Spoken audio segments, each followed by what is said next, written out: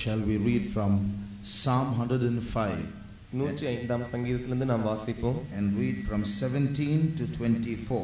17ஆம் வசனத்திலிருந்து 24ஆம் வசனம் வரைக்கும் வாசிப்போம். அவர்களுக்கு முன்னாலே ஒரு புருஷனை அனுப்பினார்.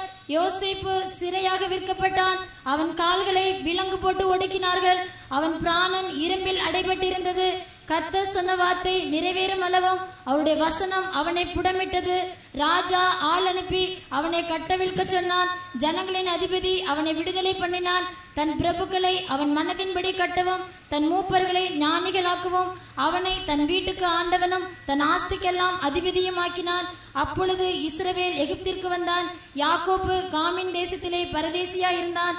அவர் தம்முடைய ஜனங்களை மிகவும் பழுக பண்ணி அவர்களுடைய சத்துருக்களை பார்க்கிலும் அவர்களை பலவான்களாக்கினார். He sent a man before them, even Joseph, who was sold for a servant, whose feet they hurt with fetters. He was laid in irons until the time that this word came. The word of the Lord tried him. The king sent and loosed him, even the ruler of the people, and let him go free. He made him lord of his house and the ruler of all his substance, to bind his princes at his pleasure and teach his senators wisdom. Israel also came to Egypt, and Jacob sojourned in the land of Ham. And he increased his people greatly and made them stronger than his enemies. That the Lord might speak to us through his word, shall we praise God. தேவன் தம்முடைய வார்த்தையின் மூலமாக நம்மோடு பேசும்படியாக நாம் தேவனை ஸ்தோத்திரிப்போம். Stotra, stotra, stotra, stotra, stotra, stotra, stotra, stotra, stotra, stotra. These are the days that God's people are going through all kinds of trials. தேவனுடைய ஜனங்கள் பல வகையான சோதனைகளின் வழியாய் போகிற நாட்கள் தான் இந்த நாட்களாய் இருக்கிறது. I don't think there'll be anyone here who is not going through a trial. இங்கே இருக்கிற ஒருவர் கூட சோதனையின் வழியாக போனதே இல்லை என்பதை நான் நினைக்கவே இல்லை. Who is not now going through a trial. இப்பொழுது சோதனையின் வழியாக அவர்கள் இல்லாமல் இல்லை. I don't think there is anyone here who is not going through a trial. இங்கே ஒருவர் கூட சோதனையின் வழியாக போகாமல் இல்லை. If anyone is not going through a trial, it's only a break between two trials, that's all. ஒருவர் சோதனையின் வழியாக இப்பொழுது போகாமல் இருப்பார் என்றால் இரண்டு சோதனைகளுக்கு இடையே இருக்கிறதான ஒரு கால இடைவெளி அவ்வளவுதான். But why does God allow these trials in our lives? ஆனால் இந்த சோதனைகளை தேவன் நம்முடைய வாழ்க்கையில் ஏன் அனுமதிக்கிறார்? We get weary, we get sick, we get tired, we go into backsliding, unbelief set in, we start doubting God. So many evil things seem to be happening because of trials, yet why does God permit them? சோதனைகளின் மூலமாக நாம் களைப்படைந்து விடுகிறோம், சோர்ந்து போய் விடுகிறோம், பின்மாற்றத்திற்கு போய் விடுகிறோம், பல வகையான மோசமான நிலவரங்களுக்கு நாம் கடந்து போகிறோம். இவ்வளவு பாடுகள் இருக்கும்போது தேவன் நம்முடைய வாழ்க்கையில் ஏன் சோதனைகளை அனுமதிக்க வேண்டும்? One reason we get weary in our trials is we don't see the trials as God sees them. நம்முடைய சோதனைகளை நாம் சோர்ந்து போகக்கூடியதான ஒரு காரணம் என்னவென்றால் தேவன் சோதனைகளை எப்படி பார்க்கிறாரோ அதன்படி நாம் அதை பார்க்கிறதில்லை. In other words, we see only part of the picture. We are not able to see the whole picture as God sees it. வேறு வார்த்தைகளில் நாம் கூறுவோம் என்றால் நாம் அந்த காட்சியினுடைய பகுதியை தான் பார்க்கிறோம். தேவன் பார்க்கிறதை போல முழுமையான காட்சியை நாம் பார்க்கிறதில்லை. For example, உதாரணமாக small children don't like exams. சிறிய பிள்ளைகளுக்கு தேர்வு என்றாலே விருப்பம் இருக்காது. They don't like school. அவர்களுக்கு பள்ளி என்றால் விருப்பம் இல்லை. What's the best part of schools that they like? பள்ளியிலே அவர்களுக்கு மிகவும் பிடித்ததான சிறந்த பகுதி எது? The holidays. விடுமுறை நாட்கள். How they write their exam, they are not bothered. அவர்கள் தங்கள் தேர்வுகளை எப்படி எழுதுகிறார்களோ அதை பற்றி அவர்களுக்கு கவலை இல்லை. More than the exam, the holidays after the exam is important for them. தேர்வுகளை காட்டிலும் தேர்வுக்கு பின் வருகிறதான விடுமுறை நாட்கள் தான் அவர்களுக்கு முக்கியம். But their parents keep pushing them to school. ஆனால் அவர்களுடைய பெற்றோர்களோ அவர்களை பள்ளிக்கு தள்ளி விடுகிறார்கள். Why? ஏன்? Because the parents see the whole picture what those children cannot see. ஏனென்றால் அந்த பிள்ளைகள் பார்க்க முடியாதான காட்சியை பெற்றோர்கள் முழுமையாய் காணக்கூடியவர்களாய் இருக்கிறார்கள். For the children, school going is a burden. பிள்ளைகளுக்கு பள்ளிக்கு செல்லுதல் ஒரு பாரமா இருக்கிறது. They like to play. அவர்களுக்கு விளையாடுவதில் தான் ஆர்வம். But parents who see the whole picture, who are able to see into the future and understand the necessity of school going, have to push them to school. ஆனால் முழு காட்சியும் காணக்கூடியதான பெற்றோர்கள் அவர்களுக்கு பள்ளிக்கு போக வேண்டியதான அவசியத்தை அறிந்தவர்களாய் எதிர்காலத்தை உணர்ந்தவர்களாய் இவர்களை பள்ளிக்கு தள்ளி விடுகிறார்கள். In the same way, sometimes we adults are spiritually like children. அதே போலவே பெரியவர்களாகிய நாமும் கூட ஆவிக்குரிய ஜீவியத்தில் பிள்ளைகளாகவே இருக்கிறோம். We don't like spiritual exams. நமக்கு ஆவிக்குரிய தேர்வுகள் விருப்பம் இருக்கிறதில்லை. Little children are very happy when the exams are over. சிறிய பிள்ளைகள் தேர்வுகள் முடியும் போது மிகவும் சந்தோஷம் அடைகிறார்கள். But you take a student who has finished his +2. ஆனால் +2 தேர்வை முடித்ததான ஒரு மாணவனை நீங்கள் எடுத்துக்கொள்வீர்கள் என்றால் he won't be happy after the exam is over. தேர்வு முடிந்த பிறகு அவன் தேர்வு முடிந்து விட்ட பிறகு அவன் சந்தோஷமா இருக்க மாட்டான். He is not happy with his holidays. தன்னுடைய விடுமுறை நாட்களை சந்தோஷமாய் கழிக்க மாட்டான். Why? ஏன்? The results have not come. ஏனென்றால் இன்னும் தேர்வினுடைய ரிசல்ட் வரவில்லை. For this +2 student, the result is more important than the holidays. For the second standard student, the holiday is more important than the result. ஒரு +2 மாணவனுக்கு அந்த விடுமுறை நாட்களை காட்டிலும் ரிசல்ட் தான் முக்கியம். ஆனால் இப்ப 2ஆம் வகுப்பு படிக்கிற மாணவனுக்கு அந்த ரிசல்ட்டை காட்டிலும் விடுமுறை நாட்கள் தான் முக்கியம். In spiritual life, most of us are like second standard children. We like our trials to get over quickly. நம்முடைய ஆவிக்குரிய ஜீவிதத்திலும் நம்ம அநேகர் 2ஆம் வகுப்பு மாணவர்களைப் போலவே இருக்கிறோம். எப்படியாவது சோதனை சீக்கிரமாய் தீர்ந்து போக வேண்டும் என்று நாம் நினைக்கிறோம். We like to enjoy holidays. விடுமுறை நாட்களை நாம் சந்தோஷமாய் கழிக்க வேண்டும் என்று விரும்புகிறோம். What is the result of every trial? We are not bothered. ஆனால் ஒவ்வொரு சோதனையுடைய விளைவு என்ன என்பதை பற்றி நாம் அறியாமல் இருக்கிறோம். How have we progressed at the end of every trial? We are not bothered. நம்முடைய சோதனையின் முடிவில் நாம் எந்த அளவுக்கு முன்னேற்றம் அடைந்திருக்கிறோம் என்பதை பற்றி நாம் கவலைப்படுகிறதில்லை. Why is God permitting this trial in my life? We don't understand. இந்த சோதனை தேவன் என்னுடைய வாழ்க்கையில் ஏன் அனுமதிக்கிறார் என்றும் நாம் புரிந்து கொள்கிறதில்லை. Somehow the trial should be over. Please pray for me, pastor. Please pray for me, sister. எப்படியாவது சோதனை முடிந்து விட வேண்டும். தயவு செய்து எனக்காக ஜெபம் பண்ணுங்கள் பாஸ்டர். தயவு செய்து எனக்காக ஜெபம் பண்ணுங்கள் சகோதரி. But in every trial there is a big meaning and a vision and a reason by God. ஆனால் ஒவ்வொரு சோதனையிலும் ஒரு மிகப்பெரிய அர்த்தம் இருக்கிறது. தேவனால் காணக்கூடியதான ஒரு பெரிய தரிசனம் இருக்கிறது. Saul had a big problem in his house. சவுலுக்கு தன்னுடைய வீட்டில் ஒரு பெரிய பிரச்சனை. His father's asses were missing. அவனுடைய தகப்பனாருடைய கழுதைகள் காணாமல் போய்விட்டது. So his father sent him and said, go look for those asses and bring them. எனவே அவனுடைய தகப்பனார் அவனை அனுப்பி போய் நீ அந்த கழுதைகளை தேடி கொண்டு திரும்ப கொண்டு வா. But he couldn't see the whole picture. ஆனால் அவனால் முழு காட்சியையும் காண முடியவில்லை. What was the actual truth? உண்மையினுடைய சத்தியம் என்ன? The asses missing is not the problem. கழுதைகள் காணாமல் போனது பிரச்சனை அல்ல. From God's view, God is driving Saul to Samuel so that Samuel might anoint Saul as king. தேவனுடைய கண்ணோட்டத்திலிருந்து தேவன் சவுலை சாமுவேலின் மூலமாக அபிஷேகம் பண்ணும்படியாக சவுலை அனுப்புகிறார். God is only creating a situation so that Saul might go and reach Samuel. Saul போய் சாமுவேலை அடையும்படியாக தேவன் அப்படிப்பட்டதான ஒரு சூழ்நிலையை உருவாக்குகிறார். And God tells Samuel, tomorrow at this time someone will come to you looking for his father's ashes. He is going to be king, anoint him. தேவன் Samuel இடத்தில் சொன்னார், நாளை இந்நேரத்திற்கு தன்னுடைய கழுதைகளை காணாமல் போனதான ஒருவன் வருவான், அவன்தான் ராஜா, நீ அவனை அபிஷேகம் பண்ண வேண்டும் என்று சொல்லி இருந்தார். That's the whole picture. அதுதான் முழு காட்சி. But Saul could see only the missing asses. ஆனால் சவுலினால் அந்த காணாமல் போன கழுதைகளை மாத்திரம் தான் பார்க்க முடிந்தது. In the same way we are able to see only the sickness, only the debt problem, only the unsaved members of our family, only that unemployment problem. All these things we look at and we get weary. We are not able to see the full picture. அதே போலவே நாம் நம்முடைய கடன் பிரச்சனையை மாத்திரம் தான் பார்க்கக்கூடியவர்களாக இருக்கிறோம். வியாதியை மாத்திரம் தான் பார்க்கக்கூடியவர்களாக இருக்கிறோம். நம்முடைய குடும்பத்தில் யாராவது ரட்சிக்கப்படாமல் இருந்தால் அவர்களை பற்றி மாத்திரம் தான் நினைக்கிறவர்களாக இருக்கிறோம். ஆனால் தேவன் பார்க்கிறதான் அந்த முழு காட்சியை போல நாமும் முழுமையாய் பார்க்க முடிகிறதில்லை. Now look at the story of Joseph. இந்த யோசேப்பினுடைய கதையை பாருங்கள். Joseph also went through a dark period in his life. யோசேப்பும் கூட தன்னுடைய வாழ்க்கையில் ஒரு இருட்டான பகுதியின் வழியாய் கடந்து சென்றார். Trial after trial struck his life. அவருடைய வாழ்க்கை சோதனையின் மேல் சோதனை வந்து மோதினது. His brothers hated him. அவனுடைய சகோதரர்கள் அவனை பகைத்தார்கள். Then they looked for an opportunity to kill him. அவனை கொலை செய்வதற்கு ஒரு தக்க தருணத்தை எதிர்பார்த்து கொண்டிருந்தார்கள். Loneliness, rejection, தனிமை, புறக்கணிப்பு. Then he got sold.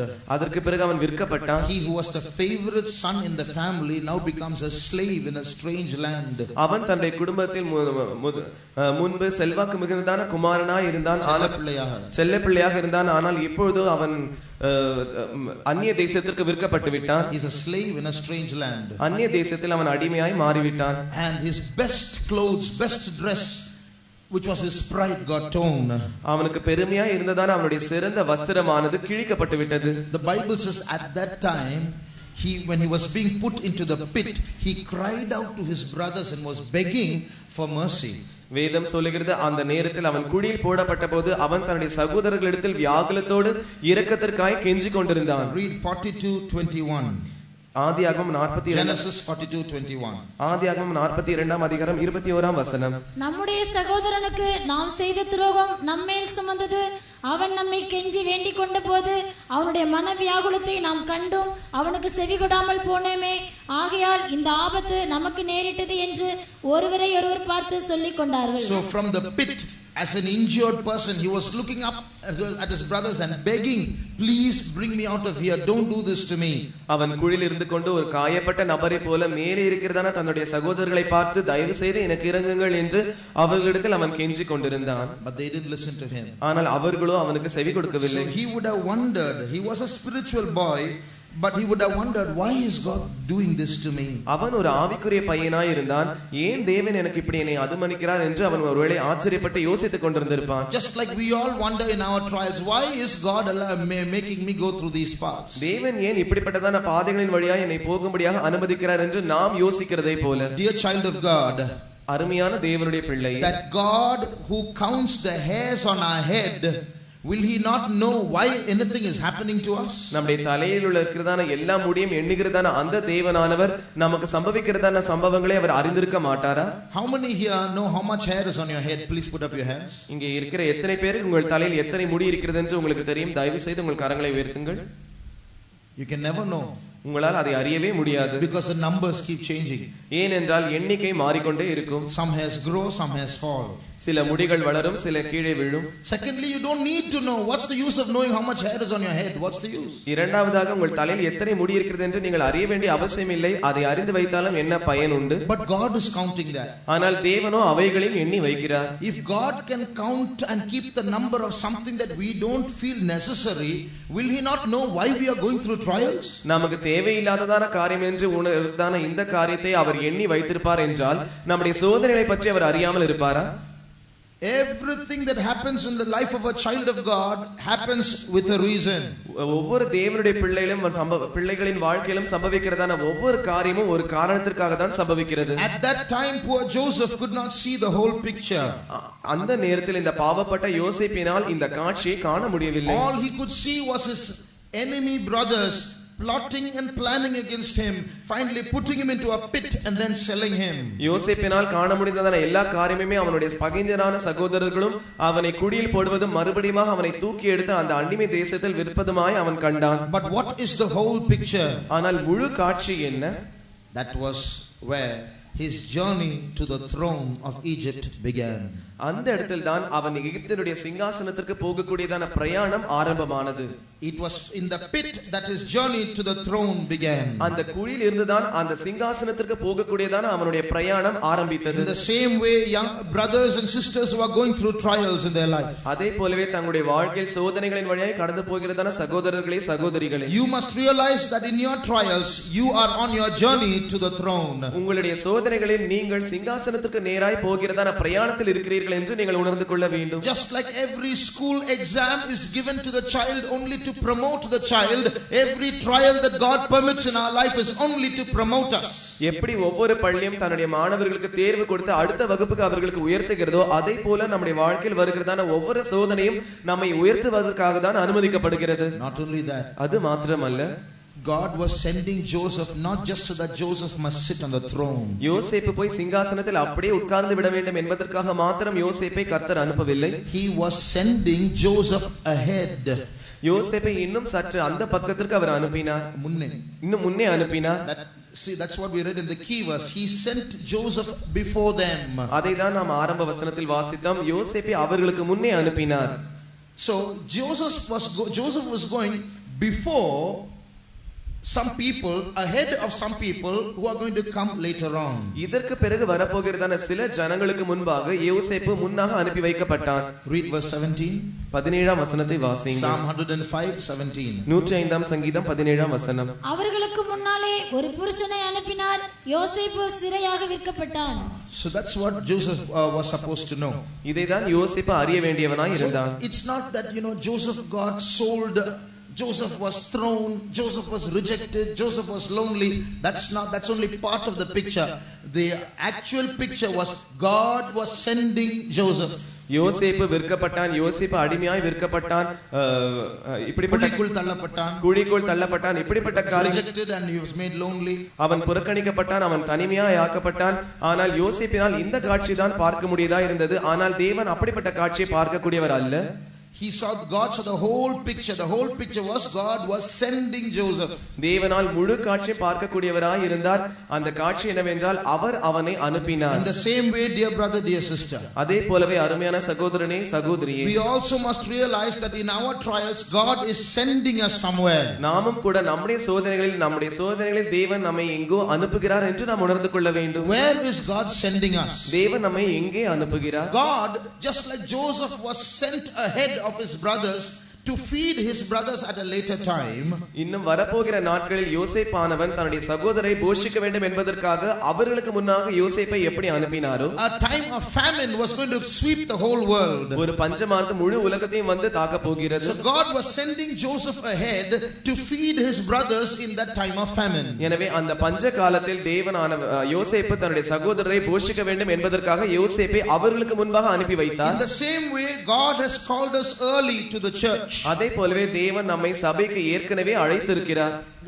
Just to feed some people who are going to come later on. ஏனென்றால் இதற்கு பிறகு வரப்போகிறதான சில ஜனங்களை நாம் போஷிக்க வேண்டும் என்பதற்காக. We all know in the days that Joseph ruled Egypt, there was 7 years of prosperity followed by 7 years of famine. யோசேப்பு எகிப்தை ஆண்டதான அந்த நாட்களில் 7 வருஷம் செழிப்புள்ள காலமும் 7 வருஷம் பஞ்ச காலமும் இருந்தது என்று நாம் அறிவோம். In the same way, அதே போலவே in our days, நம்முடைய நாட்களில் very soon in the future, அதி சீக்கிரத்தில் வரும் காலத்தில் there is going to be a 7-year tribulation period, a time of famine for the world. 7 வருட உபத்திரவ காலமானது அதி சீக்கிரத்தில் வரப்போகிறது. உலகத்திற்கு இருக்கிறதான ஒரு பஞ்ச காலம்.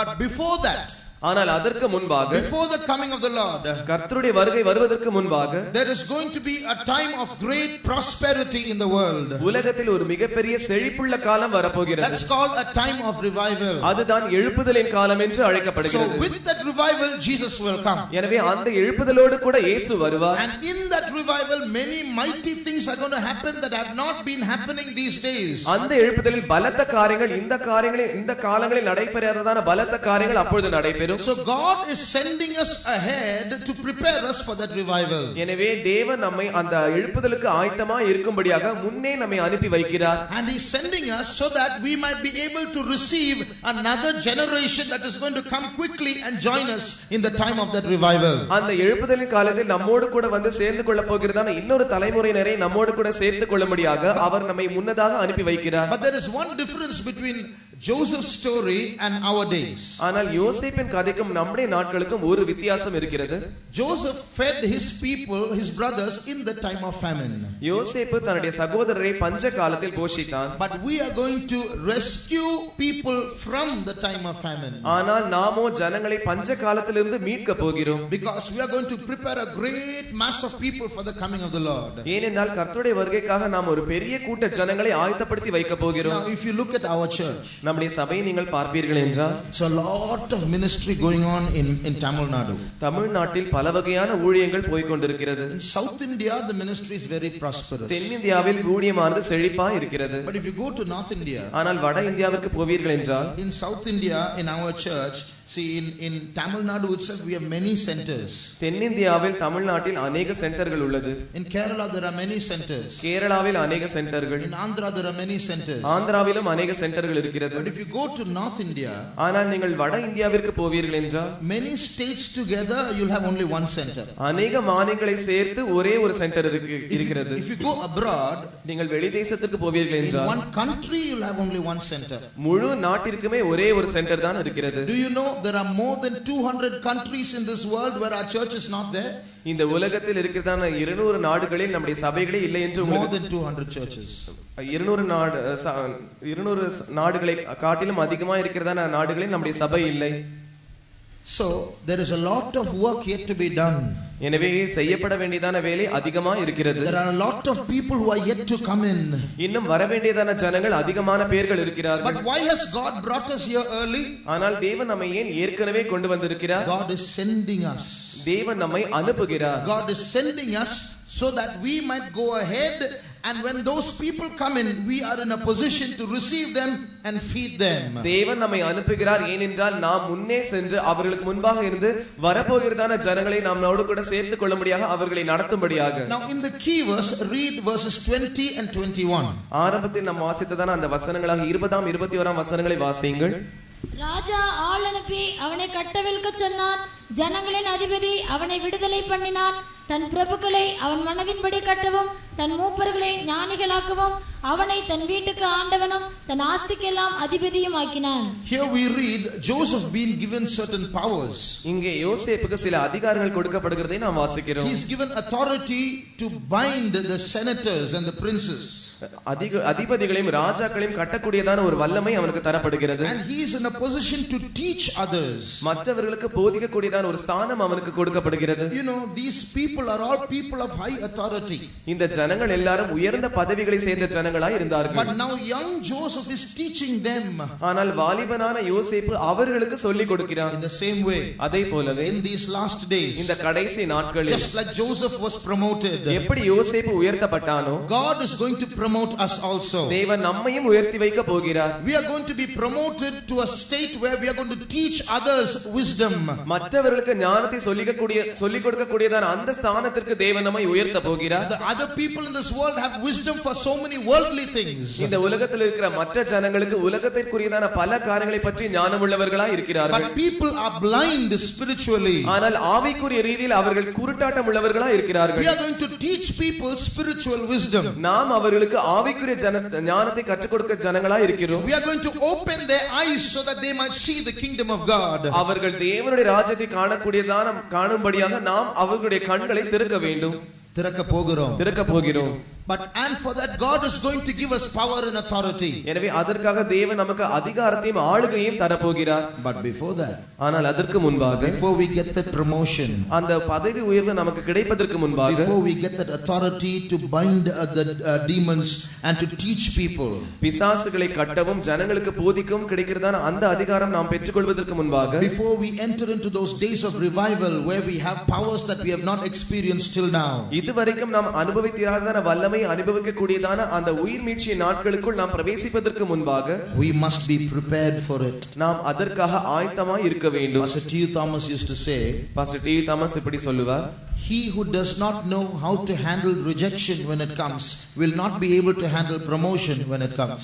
ஒருவனுக்கு புறக்கணித்தல் வரும்போது அதை எப்படி கையாள வேண்டும் என்று தெரியாமல் இருக்கும்போது அவனுக்கு உயர்வு வரும்போது அதை எப்படி கையாள வேண்டும் என்று அவனுக்கு தெரியாது. If we don't know how to react properly to trials, we will not react properly when the time of prosperity comes. சோதனைகள் வரும்போது நாம் எப்படி நடந்து கொள்ள வேண்டும் என்று நாம் அறியாமல் இருப்போம் என்றால், செழிப்பு வரும்போது நாம் எப்படி நடந்து கொள்ள வேண்டும் என்றும் நாம் அறியாமல் இருப்போம். So these days of trials are our training period. எனவே இந்த சோதனை நாட்கள் நம்முடைய பயிற்சியின் காலமா இருக்கிறது. And these trials are what qualify us to sit on the throne. இந்த சோதனைகள் தான் நாம் சிங்காசனத்தில் உட்கார்வதற்கு நம்மை தகுதிப்படுத்துகிறது. So based on how we react to these trials, we are going to be promoted. எனவே இந்த சோதனைகளை நாம் எப்படி சகிக்கிறோமோ அதன் அடிப்படையில் வைத்து தான் நாம் உயர்த்தப்பட போகிறோம். The Bible says, woe unto thee, O land, when your king is a child.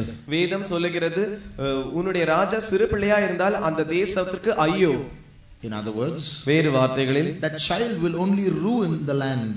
அந்த பிள்ளையானது தேசத்தை கெடுத்து போடும். In the same way, அதே போலவே with our fallen natures, நம்முடைய விழுந்து போன சுபாவங்களை வைத்துக்கொண்டு, with our unsanctified ways, நம்முடைய சுத்திகரிக்கப்படாததான வழிகளை வைத்துக்கொண்டு, if we are given gifts and powers and authority, நமக்கு வரங்களும் வல்லமைகளும் அதிகாரங்களும் கொடுக்கப்படும் என்றால், if you are going to be given wisdom to teach other big people, மற்ற பெரிய ஜனங்களுக்கு நாம் சொல்லிக் கொடுக்கும்படியான ஞானம் கொடுக்கப்படும் போது, God is going to give us a throne from which we can rule, நாம் ஆட்சி செய்ய உட்கார்ந்து ஆட்சி செய்யக்கூடியதான சிங்காசனத்தை தேவன் நமக்கு தரும்போது, if we are not mature enough to handle that situation, அந்த சூழ்நிலை கையாளக்கூடியதான முதிர்ச்சி நமக்கு இல்லாமல் இருக்கும் என்றால், we will only destroy the work of God. நாம் தேவனுடைய வேலையை அழித்து போடுகிறவர்களாகவே இருப்போம். So it is very essential how we handle our trials. எனவே நாம் நம்முடைய சோதனைகளை எப்படி கையாளுகிறோம் என்பது மிகவும் முக்கியமான காரியம். So we must be very careful in these days. எனவே இந்த நாட்களில் நாம் மிகவும் ஜாக்கிரதை உள்ளவர்களாய் இருக்க வேண்டும். If we live carelessly and only want to somehow get rid of our trials and not use them, நாம் அஜாக்கிரதையாய் ஜீவித்துக்கொண்டு எப்படியாவது இந்த சோதனை விட்டு வெளியே வந்துவிட வேண்டும் என்று சொல்லி அந்த சோதனை சரியான விதத்தில் பாவிக்காமல் இருப்போம் என்றால், we are like those students who fail in the exam. தேர்வில் தோல்வி பெறுகிறதான மாணவர்களைப் போலதான் நாமும் இருப்போம். You know, whether a student passes or not, exam is over for everyone, however they write it. ஒரு மாணவன் தேர்ச்சி அடைகிறானோ இல்லையோ, அந்த தேர்வுகளானது அவன் எப்படி எழுதினாலும் அந்த தேர்வு முடிந்துவிடும். Even a student who fails has summer holidays. அந்த தேர்வில் தோல்வி இருக்கிற மாணவனுக்கு கூட விடுமுறை நாட்கள் உண்டு. So we, in the same way, we should not be,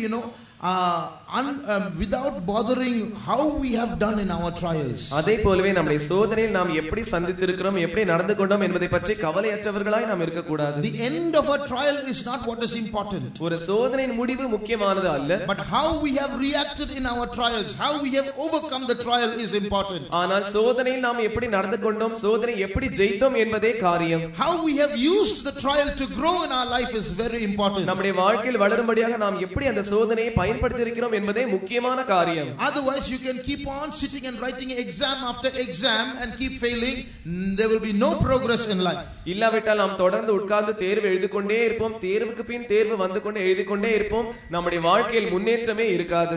They asked one boy, what are you studying? ஒரு பையனை பார்த்து நீ என்ன படிக்கிறாய் என்று கேட்டார்கள். He said, I am doing my night standard 3rd year. நான் என்னுடைய 9ஆம் வகுப்பினுடைய 3ஆம் வருடத்தை படித்துக் கொண்டிருக்கிறேன். 9th standard 3rd year he is doing. 9ஆம் வகுப்பில் 3ஆம் வருடம். In other words, he has written 9th standard 3 times, not passed. வேறு வார்த்தைகளில் அவன் தன்னுடைய 9ஆம் வகுப்பு தேர்வை 3 முறை எழுதியிருக்கிறான், இன்னும் தேர்வடையவில்லை. In the same way, many people without passing in their spiritual trials are facing trial after trial after trial, simply because we are doing either a 3rd or 4th year in the same class in our spiritual life. அதே போலவே अनेक ஜனங்கள் தங்களுடைய ஆவிக்குரிய வாழ்க்கையிலும் சோதனை மேல் சோதனை சந்தித்துக் கொண்டே இருக்கிறார்கள். அந்த சோதனை அவர்களுக்கு ஏன் வருகிறது என்றால், ஒரே வகுப்பில் உட்கார்ந்து கொண்டு ஒரே தேர்வை அவர்கள் எழுதி கொண்டிருக்கிறார்கள். Every trial is coming into our life. We are meant to face it only once. If we pass, it will come only once. நம்முடைய வாழ்க்கையில் சோதனைகள் வரும். அந்த சோதனையானது நாம் ஒரு முறை தேர்வடைந்து விட்டால் மறுபடியும் அந்த சோதனை வராது. So don't be too quick to get rid of the trials. எனவே சோதனைகளிலிருந்து வெளியே வந்து விட வேண்டும் என்று நீங்கள் துரிதப்பட வேண்டாம். Use every trial to grow. ஒவ்வொரு சோதனையும் நீங்கள் வளரும்படியாக அதை பயன்படுத்த வேண்டும். Joseph's trials only promoted him and finally helped him to sit on the throne. யோசேப்பினுடைய சோதனைகள் அவனை உயர்த்தி சிங்காசனத்தில் உட்கார வைத்தது. Now for us to sit in the to experience the revival, எனவே அந்த எழுப்புதலை நாம் அனுபவிக்கும்படியாக, and in the revival to be of help to a big group of people, multitudes are going to come in. அந்த எழுப்புதலானது திரள் கூட்டமான ஜனங்களானவர்கள் உள்ளே வருவதற்கு உதவி செய்யும்படியாக, to become fathers and mothers to a new generation that's going to crowd in or pour into the church in the last days. வரப்போகிறதான சந்ததியானது தலைமுறையானது மிகப்பெரிய கூட்டமாக திரள் கூட்டமாக சபைக்குள் வரும்போது அவர்களுக்கு நாம் தாயாகவும் தகப்பனாகவும் இருக்கும்படியாக, the Bible says in the last days the mountain of the Lord's house will be exalted above every hill. வேதமானது இப்படி சொல்கிறது, கடைசி நாட்கள் கர்த்தருடைய பர்வதமானது கொடுமுடியில் உயர்த்தப்படும். In other words, வேறு வார்த்தைகளில், in the last days God will exalt his church. கடைசி நாட்களில் தேவன் தம்முடைய சபையை உயர்த்துவார். And the Bible says all nations will flow to it. வேதம் சொல்லுகிறது எல்லா ஜாதிகளும் அதற்குள் ஓடி வருவார்கள். So that means from every country in the world people are going to come into the church. அதன் அர்த்தம் என்னவென்றால் உலகத்தில் இருக்கிற எல்லா நாடுகளிலுமிருந்து ஜனங்கள் சபைக்குள் ஓடி வருவார்கள். Just imagine. கொஞ்சம் கற்பனை செய்து பாருங்கள். Our church started in 1923. நம்முடைய சபையானது 1923ஆம் ஆண்டு ஆரம்பிக்கப்பட்டது. So our church is about 85 years old. நம்முடைய சபைக்கு இப்பொழுது 85 வயது ஆகிறது. 85 years of ministry, we have managed to spread the truth in 35 countries, and that also not all over the country, just one faith home in a country like that. 85 வருடம் நாம் ஊழியம் செய்தாலும் கூட 35 நாடுகளில் தான் நம்முடைய ஊழியம் இருக்கிறது. அதுவும் கூட சில நாடுகளில் ஒரே ஒரு சபை இருக்கிறதான ஊழியம் தான் இருக்கிறது. So 85 years of ministry, 35 countries. To go and reach the other 200 countries, how many years ministry we will need? 85 வருடம் ஊழியம் செய்த பிறகு 35 நாடுகளுக்கு தான் போக முடிந்திருக்கிறது. இன்னும் ஏறக்குறைய 200 நாடுகளுக்கு போவதற்கு இன்னும் எத்தனை வருடங்கள் ஆகும்? We will need another 300 years. நமக்கு இன்னும் 300 வருடங்கள் தேவை. But you know what's going to happen? ஆனால் என்ன சம்பவிக்க போகிறது என்று உங்களுக்கு தெரியுமா? Such a mighty revival is going to come in a few months. All nations are going to see the glory of God. அவ்வளவு பெரிய மகா பெரிய எழுப்புதல் வரப்போகிறபடினால் சில மாதங்களில் எல்லா ஜாதிகளும் தேவனுடைய மகிமையை காண போகிறார்கள். And God is sending us ahead. He has brought us into the church early. He's pounding us, breaking us and making us. எனவே தேவன் நம்மை முன்னே அனுப்புகிறார். அதற்காக தேவன் நம்மை சபைக்கு ஏற்கனவே கொண்டு வந்திருக்கிறார். அவர் நம்மை இடிக்கிறார், நம்மை உடைக்கிறார், நம்மை தகர்க்கிறார். He's teaching us so that we might teach others. மற்றவர்களுக்கு நாம் கற்றுக் கொடுக்கும்படியாக அவர் நமக்கு சொல்லிக் கொடுத்து கொண்டிருக்கிறார். He's drilling us and killing us so that we might bring others to life. மற்றவர்களுக்கு நாம் ஜீவனை கொடுக்கும்படியாக அவர் நம்மை குத்துகிறார், நம்மை கொல்லுகிறார். But it's not to get rid of us. It's not because he hates us. It's because he loves us. அவர் இதை செய்கிறபடியால் அவர் நம்மை பகைக்கவில்லை, அவர் நம்மை நேசிக்கிறபடியால் அவர் இப்படி செய்கிறார். So all the trials we are going through only shows the greatness of our calling. எனவே நாம் போகிறதான ஒவ்வொரு சோதனையும் நம்முடைய அழைப்பின் மேன்மையே அது காட்டுகிறது. Now to sit on that throne, அந்த சிங்காசனத்தில் உட்காரும்படியாக, to accept and receive that power and authority that God is going to give in the last days. தேவன் கடைசி நாட்களில் நமக்கு கொடுக்க போகிறதான அந்த அதிகாரத்தையும் வல்லமையும் நாம் ஏற்றுக்கொள்ளும்படியாக, just imagine for 200 countries to receive the gospel in a few months. சில மாதங்களில் 200 நாடுகளுக்கு சுவிசேஷம் அறிவிக்கப்பட வேண்டும் என்றால் how much work has to be done? எவ்வளவு வேலை செய்யப்பட வேண்டும்? God is going to give many believers gifts. தேவன் अनेक விசுவாசிகளுக்கு வரங்களை தரப்போகிறார். Because the work is going to be so large, in a few months so much work has to be done. It's servants of God are not enough to do it. ஏனென்றால் வேலை பெரிதா இருக்கிறபடியினால் சில மாதங்களிலே மிகப்பெரிய வேலைகள் செய்ய வேண்டியதா இருக்கிறபடியினால் தேவ ஊழியர்கள் போதுமானவர்களாய் இல்லை. So maybe early in the morning one day in front of your house, after God gives you gifts, you might find 100 people, sick people coming to get healing from you. எனவே ஒருவேளை தேவன் உங்களுக்கு வரத்தை கொடுத்து விட்ட பிறகு அதிகாலையில் உங்களுடைய வீட்டு வாசலில் 100 வியாதியஸ்தர்கள் இருப்பார்கள். நீங்கள் அவர்களுக்கு சுகம் கொடுக்கும்படியாக உங்களுக்காய் காத்துக் கொண்டிருப்பார்கள். Because God would have given such power and authority. ஏனென்றால் தேவன் அப்படிப்பட்டதான அதிகாரத்தையும் ஆளுகையும் உங்களுக்கு தந்திருப்பார். So you will have to tell them the gospel. எனவே நீங்கள் அவர்களுக்கு சுவிசேஷத்தை அறிவிக்க வேண்டும். You will have to heal them. அவர்களை நீங்கள் சுகமாக்க வேண்டும். And God would have given you such power. அப்படிப்பட்ட வல்லமையை தேவன் உங்களுக்கு தந்திருப்பார். But before God gives you that authority, அந்த வல்லமையை தேவன் உங்களுக்கு தருவதற்கு முன்பாக we will have to pass 3 tests. நாம் 3 தேர்வுகளில் தேர்ச்சி அடைய வேண்டும். And those 3 tests we can see from Joseph's life. அந்த 3 சோதனைகளையுமே நாம் யோசேப்பினுடைய ஜீவியத்திலிருந்து பார்க்கலாம். The first test is the pit test. முதலாவது சோதனை குழியில் போடப்பட்டதான சோதனை.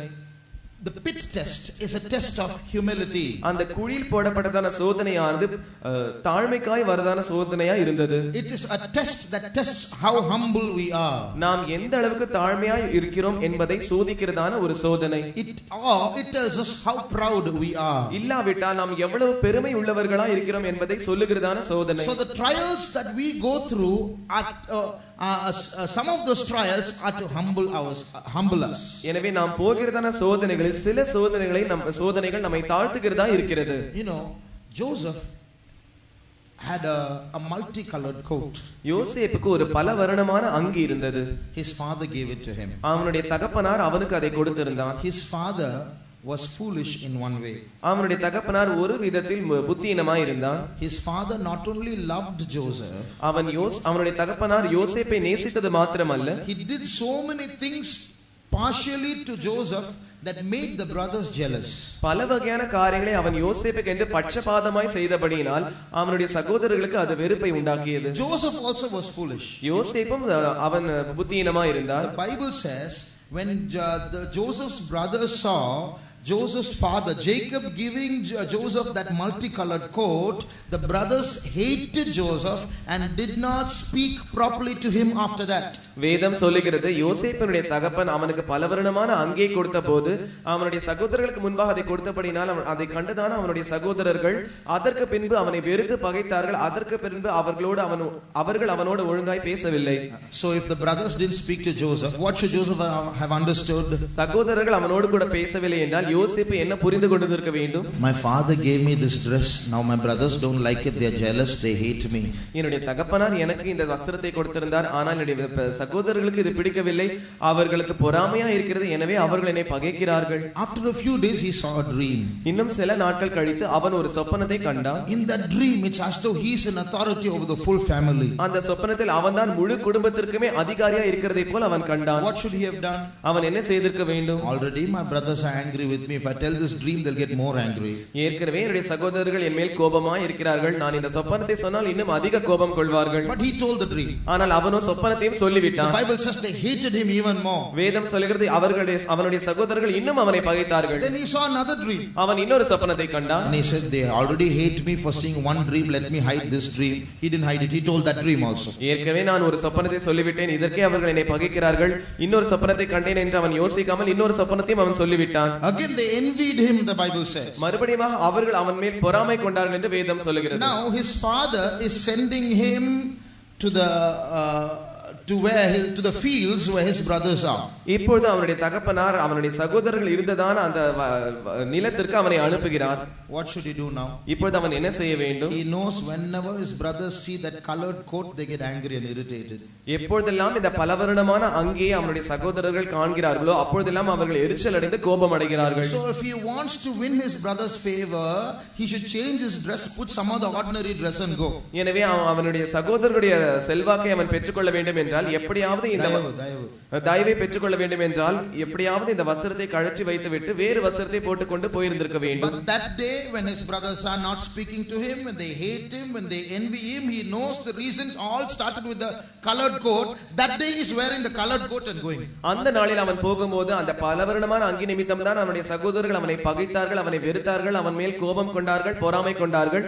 இதை இப்படி இருந்தாலும் கூட அவன் அந்த நாளில் அவர்களை காண போகும்போது அதே பலவர்ணமான அங்கியை தான் உடுத்தி கொண்டு சென்றான். Like that we all have some things to show off. அதே போலவே நாம் யாவருக்கும் நம்மை பற்றி காட்டிக்கொள்ள கூடியதான காரியம் உண்டு. We all have something that is our pride. நாம் யாவருக்கும் நமக்கு இருக்கிறதான பெருமை என்று ஒன்று உண்டு. So God will take us through some place where that pride is broken. எனவே அந்த பெருமை உடைக்கப்படக்கூடியதான ஒரு இடத்திற்கு தேவன் நம்மை கொண்டு செல்வார். When Joseph was thrown into the pit, that multicolored coat got torn. யோசேப்பு குழியில் போடப்பட்ட போது அந்த பலவர்ணமான அங்கி கிழிக்கப்பட்டது. So we all have some things inside us that make us proud people. எனவே நாம் யாவருக்கும் ஏதோ ஒரு காரியம் உள்ளே இருக்கும், அது நம்மை பெருமையுள்ள ஜனங்களாய் இருக்க செய்யும். Many of us have spiritual pride. நம்மில் अनेகருக்கு ஆவிக்குரிய பெருமை உண்டு. You know how well I pray. நான் எவ்வளவு நன்றாய் ஜெபிப்பேன் தெரியுமா? We won't say that. We'll think that. நாம் அதை சொல்ல மாட்டோம், ஆனால் மனதில் நினைப்போம். If at all we say, நாம் அப்படியே சொல்லிவிட்டாலும் கூட some people will never tell lies. சில ஜனங்கள் பொய் சொல்ல மாட்டார்கள். They are very proud of it. அதை பற்றி அவர்கள் மிகவும் பெருமை உள்ளவர்களாய் இருப்பார்கள். But when they say that, how will they say? ஆனால் அவர்கள் அதை சொல்லும்போது எப்படி சொல்லுவார்கள்? By the grace of God I never tell lies. கர்த்தருடைய கிருபையினால் நான் பொய் சொன்னதே இல்லை. But what is that by the grace of God? It's only a sentence to cover the pride. அந்த கர்த்தருடைய கிருபையினால் என்கிறதான வார்த்தையானது அந்த பெருமையை மறைக்கக்கூடியதான ஒரு வாக்கியம். I want to advertise that I am telling the truth all the time. So I will cover it my pride by saying by the grace of God I don't tell lies. நான் எப்பொழுதுமே உண்மை பேசுகிறேன் என்பதை பற்றி விளம்பரப்படுத்திக் கொள்ள வேண்டும். எனவே அதை வெளியே சொல்வதற்காக கர்த்தருடைய கிருபையினால் என்கிற வார்த்தை வைத்து மீதி இருக்கிற வார்த்தைகளை மறைத்து சொல்லுகிறேன். So we say by the grace of God, by the grace of God, and we write many certificates about ourselves, and that is our multicolored coat. நாம் கர்த்தருடைய கிருபையினால் என்று பல வகையான சான்றிதழ்களை நம்மை பற்றி எழுதிக் கொள்கிறோம். அதுதான் பலவர்ணமான அங்கி. By the grace of God I preach well. கர்த்தருடைய கிருபையினால் நான் நன்றாய் பிரசங்கம் பண்ணுகிறேன். By the grace of God I play the keyboard well. கர்த்தருடைய கிருபையினால் நான் நன்றாய் இசை கருவிகளை வாசிக்கிறேன். By the grace of God I brought 10 souls to church. கர்த்தருடைய கிருபையினால் நான் 10 ஆத்துமாக்களை சபைக்கு கொண்டு வந்திருக்கிறேன். By the grace of God if I testify the whole church will just be silent. கர்த்தருடைய கிருபையினால் நான் சாட்சி சொல்லும்போது முழு சபையும் அமைதியாய் இருந்து அதை கவனிக்கும். By the grace of God if my gift operates the whole church trembles. கர்த்தருடைய கிருபையினால் எனக்குள் வரம் கிரியை செய்யும்போது முழு சபையுமே நடுங்கும். By the grace of God for the past 25 years I've always been wearing white clothes. கர்த்தருடைய கிருபையினால் கடந்த 25 வருடங்களாக நான் எப்பொழுதும் வெண் வஸ்திரத்தையே உடுத்திக் கொண்டிருக்கிறேன். By the grace of God I pray 7 hours a day. கர்த்தருடைய கிருபையினால் நான் ஒரு நாளைக்கு 7 மணி நேரம் ஜெபிக்கிறேன். This is our multicolored coat. இவை நம்முடைய பலவர்ணமான அங்கியாய் இருக்கிறது.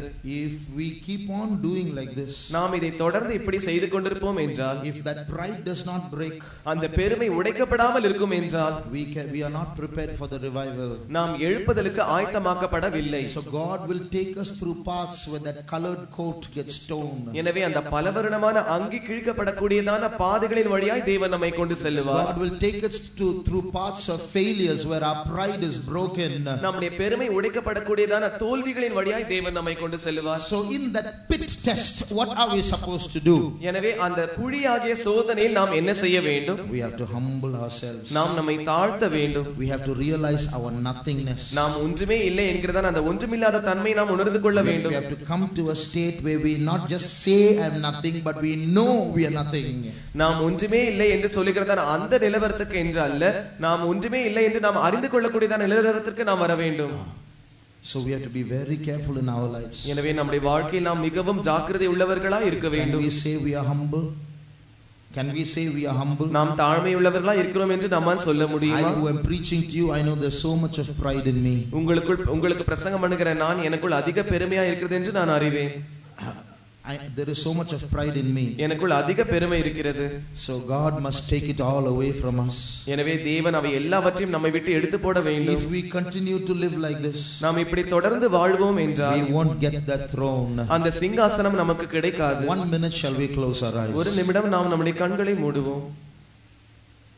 Can we humbly acknowledge that we are proud people? நாம் பெருமையுள்ள ஜனங்கள் என்று சொல்லி நாம் ஒத்துக்கொண்டு நம்மை தாழ்த்த முடிகிறதா? How many can discover the pride that is in us? எத்தனை பேர் உங்களுக்குள் இருக்கிற பெருமையை உங்களால் பார்க்க முடிகிறது? As the first sign of our humility, shall we confess our pride? நம்முடைய தாழ்மையின் முதல் அறிகுறியாக நம்முடைய பெருமையை அறிக்கையிடுவோமா? In the pit of our, in the trial, as we sit inside the pit, நம்முடைய சோதனை நாம் குழிக்குள் உட்கார்ந்திருக்கும் போதுதானே. let's not justify ourselves. நாம் நம்மை நீதிகரித்து நியாயம் பேச வேண்டாம். Let's not give excuses for our situation. நம்முடைய சூழ்நிலைகளுக்காக நாம் சாக்குப்போக்குகளை சொல்ல வேண்டாம். Some people will always blame others. சில ஜனங்கள் எப்பொழுதுமே மற்றவர்களே குற்றப்படுத்துவார்கள். Some people are so proud they will even blame God. சில ஜனங்கள் அந்த அளவுக்கு பெருமை உள்ளவர்களாய் இருக்கிறபடியால் அவர்கள் தேவனே குற்றப்படுத்தி விடுவார்கள். Why is God doing like this? தேவன் ஏன் எனக்கு இப்படி செய்கிறார்? Why doesn't God have eyes to see? இதை பார்ப்பதற்கு தேவனுக்கு கண்களே இல்லையா? Beloved, that's all words coming out of pride. பிரியமானவர்களே, இந்த எல்லா வார்த்தையும் பெருமையிலிருந்து புறப்படுகிறதான வார்த்தைகள். When we receive blows, நாம் அடிகள் வாங்கும்போது let's immediately become contrite in heart. நாம் உடனேயே நம்முடைய இதயத்தில் நொறுங்குண்டவர்களாய் மாறிவிடுவோம். Jesus, have mercy on me. இயேசுவே, என் மேல் இரக்கமாய் இரும். Right now, இப்பொழுதுதானே how many people can humbly agree, yes, I am proud? எத்தனை பேர் தாழ்மை உள்ளவர்களாய் ஆம் நான் பெருமை உள்ளவனாய் இருக்கிறேன் என்று ஒத்துக்கொள்ள முடியும்? With our eyes closed, such people may lift up their hands. நம்முடைய கண்கள் மூடினபடி அப்படிப்பட்ட ஜனங்கள் தங்கள் கரங்களை உயர்த்துங்கள். How many will admit I am a proud person? நான் ஒரு பெருமையுள்ள நபர் என்று எத்தனை பேர் ஒத்துக்கொள்வீர்கள்? Such people may lift up their hands. அப்படிப்பட்ட ஜனங்கள் தங்கள் கரங்களை உயர்த்தலாம். Let's put down our hands. நாம் நம்முடைய கரங்களை கீழே போடுவோம். God has seen our hands. தேவன் நம்முடைய கரங்களை கண்டு இருக்கிறார். And God will remove that pride. தேவன் அந்த பெருமையை நம்மை விட்டு அகற்றி போடுவார். That pride will be removed not by just saying a few words, Lord, I am nothing, Lord, I am a worm, not like that. ஆண்டவரே, நான் ஒன்றுமில்லை, நான் ஒரு புழு என்று இப்படிப்பட்ட சில வார்த்தைகளை சொல்வதன் மூலமாக அந்த பெருமை நம்மை விட்டு அகன்று போகாது. Lord, I am just mud. ஆண்டவரே, நான் ஒரு மண். All these words will not take away our pride. இந்த வார்த்தைகள் எல்லாம் நம்முடைய பெருமை நம்மை விட்டு போகாது. Our pride has to be broken. நம்முடைய பெருமை உடைக்கப்பட வேண்டும். God will take us through paths where we get rejected. நாம் புறக்கணிக்கப்படுகிறதான பாதைகளின் வழியாய் தேவன் நம்மை கொண்டு செல்வார். God will take us through paths where our loved ones, our own brothers will throw us into a pit. நமக்கு அருமையானவர்கள் நம்முடைய சொந்த சகோதரர்களை நம்மை குழிக்கு தள்ளக்கூடியதான பாதைகளில் தேவன் நம்மை கொண்டு செல்வார். At that time, what should we do? அந்த நேரத்தில் நாம் என்ன செய்ய வேண்டும்? Don't accuse the brothers. நீங்கள் அந்த சகோதரர்களை குற்றப்படுத்த வேண்டாம். Don't find fault with those who throw you into the pit. உங்களை குழிக்குள் தள்ளினவர்கள் மேல் நீங்கள் தவறு காண வேண்டாம். Just look to God. நீங்கள் அப்படியே தேவனை நோக்கி பாருங்கள். Just humble yourself. உங்களை நீங்கள் அப்படியே தாழ்த்தி விடுங்கள். Lord, have mercy on me. ஆண்டவரே, என் மேல் இரக்கமாய் இரும். I am broken, Lord. ஆண்டவரே, நான் உடைக்கப்பட்டிருக்கிறேன். Forgive my pride, Lord. ஆண்டவரே, என்னுடைய பெருமையை மன்னியும். I realize I am a big failure, Lord. ஆண்டவரே, நான் மிகப்பெரிய தோல்வி அடைந்திருக்கிறேன் என்று உணர்ந்து கொள்கிறேன். கொள்கிறேன். I deserve this pit, Lord. ஆண்டவரே இந்த குழி எனக்கு தேவைதான். I thank you for this path, Lord. ஆண்டவரே இந்த பாதைக்காய் நான் உமக்கு நன்றி செலுத்துகிறேன். Give me your humility, Lord. ஆண்டவரே உம்முடைய தாழ்மையை எனக்கு தாரும். Right now, இப்பொழுதுதானே all those who desire humility, தாழ்மையை விரும்புகிறதான அத்தனை பேரும், all those who desire the humility of Jesus, இயேசுவினுடைய தாழ்மை எங்களுக்கு வேண்டும் என்று விரும்புகிறவர்கள், those who want that humility, அந்த தாழ்மை வேண்டும் என்று விரும்புகிறவர்கள், even if God breaks us to give us that humility, அந்த தாழ்மை தேவன் நமக்கு தரும்படியாக தேவன் நம்மை உடைத்தாலும் surrendering, shall we praise God? தேவனுக்கு நாம் ஒப்புக்கொடுத்தவர்களாய் நாம் தேவனை ஸ்தோத்திரிப்போம். ஸ்தோத்திரம் ஸ்தோத்திரம் ஸ்தோத்திரம் ஸ்தோத்திரம் ஸ்தோத்திரம் ஸ்தோத்திரம் ஸ்தோத்திரம் ஸ்தோத்திரம் ஸ்தோத்திரம் ஸ்தோத்திரம் ஸ்தோத்திரம் ஸ்தோத்திரம் ஸ்தோத்திரம் ஸ்தோத்திரம் ஸ்தோத்திரம் ஸ்தோத்திரம் ஸ்தோத்திரம் ஸ்தோத்திரம். Praise the Lord, we praise you, we praise you, we praise you, we praise you. Thank you, Lord, we thank you, Lord, we thank you, Lord, we thank you, Lord, we thank you, Jesus, we praise you. When someone tells something against us, யாரோ ஒருவர் நமக்கு விரோதமாக ஏதோ ஒன்றை சொல்லிவிடும் போது, don't we get hurt? நாம் அதனால் நாம் மனசு கஷ்டப்படுகிறது இல்லையா? We get hurt, we get sad. நாம் துக்கம் அடைகிறோம். Why? ஏன்? That's our pride. அது நம்முடைய பெருமை. Humble people will never get hurt. தாழ்மையுள்ள ஜனங்கள் ஒருபோதும் காயப்பட மாட்டார்கள். No matter what anyone tells against them, they won't be sad about it. யார் அவர்களுக்கு விரோதமாக என்ன சொன்னாலும் அவர்கள் துக்கப்பட மாட்டார்கள். So if someone tells something against us that pricks us and hurts us, it only says that we are proud. யாரோ ஒருவர் நமக்கு விரோதமாக ஏதோ ஒன்றை சொல்லிவிட்டால் அது நம்மை குத்துகிறது, அது நம்மை காயப்படுத்துகிறது. இவையெல்லாம் நம்முடைய பெருமை நிமித்தமாகவே நமக்கு இப்படி இருக்கிறது. So we should thank God for such people who show us how proud we are, not criticize them and say how can they say such a thing. எனவே அப்படிப்பட்ட ஜனங்கள் நாம் எவ்வளவு பெருமை உள்ளவர்கள் என்று நமக்கு வெளிப்படுத்தினபடினால் நாம் தேவனுக்கு நன்றி சொல்ல வேண்டும். அதற்கு பதிலாக இவர்கள் எப்படி சொல்லலாம் என்று சொல்லி நாம் அவர்களை விமர்சிக்க கூடாது. This is how God shows us how proud we are. இப்படிதான் நாம் எவ்வளவு பெருமை உள்ளவர்கள் என்று தேவன் நமக்கு காண்பிக்கிறார். We sometimes want, always to be put forward. சில வேளைகளில் நாம் எப்பொழுதுமே முன்னுக்கு நிற்க வேண்டும் என்று நாம் விரும்புகிறோம். I must be area leader. நான் தான் ஏரியா நடத்திப்புக்காரராய் இருக்க வேண்டும். One day one young girl came to a pastor. ஒரு முறை ஒரு வாலிப சகோதரி ஒரு பாஸ்டரிடத்தில் வந்தாள். With her parents. தன்னுடைய பெற்றோரோடு வந்திருந்தாள். For fixing the day of her wedding. தன்னுடைய விவாக நாளை நியமிக்க வேண்டும் என்பதற்காக. So pastor asked, have you received the Holy Spirit? எனவே பாஸ்டர் அவளை பார்த்து நீ பரிசுத்த ஆவியை அபிஷேகத்தை பெற்றாயா? Usually they ask some questions, isn't it? பொதுவாக இப்படி கேள்விகளை கேட்பது வழக்கம். So when the pastor asked the girl, have you received the Holy Spirit? எனவே பாஸ்டர் அவளை பார்த்து நீ பரிசுத்த ஆவியின் அபிஷேகத்தை பெற்றிருக்கிறாயா என்று கேட்டபோது the answer she gave was, I am a Sunday school teacher. அவள் கொடுத்த பதில் என்னவென்றால் நான் ஒரு ஞாயிறு பள்ளி ஆசிரியை. In other words, please don't ask any more questions. வேறு வார்த்தைகளில் கேள்வோம் என்றால் இதற்கு பிறகு எந்த கேள்விகளையும் நீங்கள் கேட்க வேண்டாம். So sometimes our position is our pride. சில வேளைகளில் நம்முடைய ஸ்தானமானது நம்முடைய பெருமையாய் மாறிவிடுகிறது. So we should put away all these things. எனவே இந்த எல்லா காரியங்களையும் நாம் அகற்றிவிட வேண்டும். We should not long for these things. இந்த காரியங்களுக்காக நாம் ஏங்கிக் கொண்டிருக்க கூடாது. All this is vanity. இவைகள் எல்லாம் மாயை.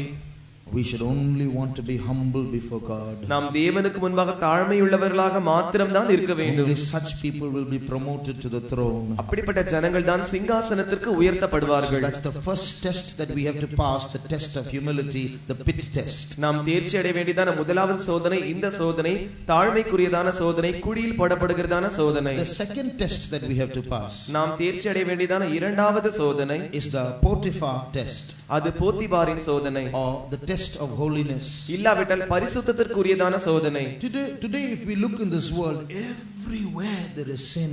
இன்று நாம் இந்த உலகத்தில் பார்க்கும்போது எங்கும் பாவத்தால் நிறைந்திருக்கிறது. India was once a holy country. ஒரு காலத்தில் இந்தியா ஒரு தூய்மையான தேசமாய் இருந்தது. Indian society was once a society that resisted sin. இந்திய சமுதாயமானது ஒரு காலத்தில் பாவத்தை எதிர்த்ததான ஒரு சமுதாயமாய் இருந்தது. But today India is getting westernized. ஆனால் இன்று இந்தியா தேசமானது மேற்கத்திய தேசத்தை போல மாறி வருகிறது. India is absorbing foreign culture. India மேற்கத்திய கலாச்சாரங்களை அது பின்பற்றிக் கொண்டிருக்கிறது. Society is becoming a permissive society. That means they are saying everything is okay now. சமுதாயமானது எல்லா காரியங்களையும் அனுமதிக்கிறது, எல்லாம் சரி என்று சொல்லிக் கொண்டிருக்கிறது. What was sin a few years ago is style today. சில வருஷங்களுக்கு முன்பாக எது பாவம் என்று சொல்லப்பட்டதோ இந்த நாட்களில் அதுதான் ஸ்டைலா இருக்கிறது. When India is becoming like this, India இப்படி மாறிக்கொண்டிருக்கும்போது, when the world is becoming like this, உலகமானது இப்படி மாறிக்கொண்டிருக்கும்போது, when everything is okay for everybody, எல்லாருக்கும் எல்லாம் சரி, எல்லாம் வேண்டும் என்று சொல்லிக் கொண்டிருக்கும்போது, brother sister, are our standards changing? சகோதரனே சகோதரி, நம்முடைய அளவுகோல் மாறிக்கொண்டிருக்கிறதா? Are we trying to change our standards and go against the word of God? நாம் நம்முடைய அளவுகோல்களை மாற்றி தேவனுடைய வார்த்தைக்கு விரோதமாய் போகிறோமா? Everything may be okay for the world, but everything is not okay for a child of God. உலகத்திற்கு எல்லா காரியமும் சரியாக தோன்றும், ஆனால் எல்லா காரியமும் ஒரு தேவனுடைய பிள்ளைக்கு சரியா இருக்காது. Today it is a challenge for people to become unspotted in this world. இன்று உலகத்தில் ஜனங்கள் கரைப்படாதவர்களாக வாழ்வது ஒரு மிகப்பெரிய சவாலா இருக்கிறது. In your class, in your college, in your workplace, in your neighborhood, amongst your relatives, everyone might go astray, but you are different. உங்களுடைய வகுப்பில், உங்களுடைய கல்லூரியில், உங்களுடைய பள்ளியில், உங்களுடைய அயலகத்தாருடைய வீட்டில், உங்களுடைய உறவின் முறையாரில் யார் வேண்டுமானாலும் அவர்கள் வழிந்து விலகி போகலாம், ஆனால் நீங்கள் அப்படி போக முடியாது. The sins that touch them, the sins that rule them will fight against us. அவர்களை தொடுகிறதான பாவம், அவர்களை ஆளுகிறதான பாவம் நமக்கு விரோதமாய் போராடும். The sins that touch them, the spirits that are devouring them will come against us. அவர்களுக்கு விரோதமாய் வருகிறதான பாவம், அவர்களுக்கு விரோதமாய் போராடுகிறதான பாவமானது நம்மை வந்து விழுங்க முயற்சிக்கும். At that time, what should we do?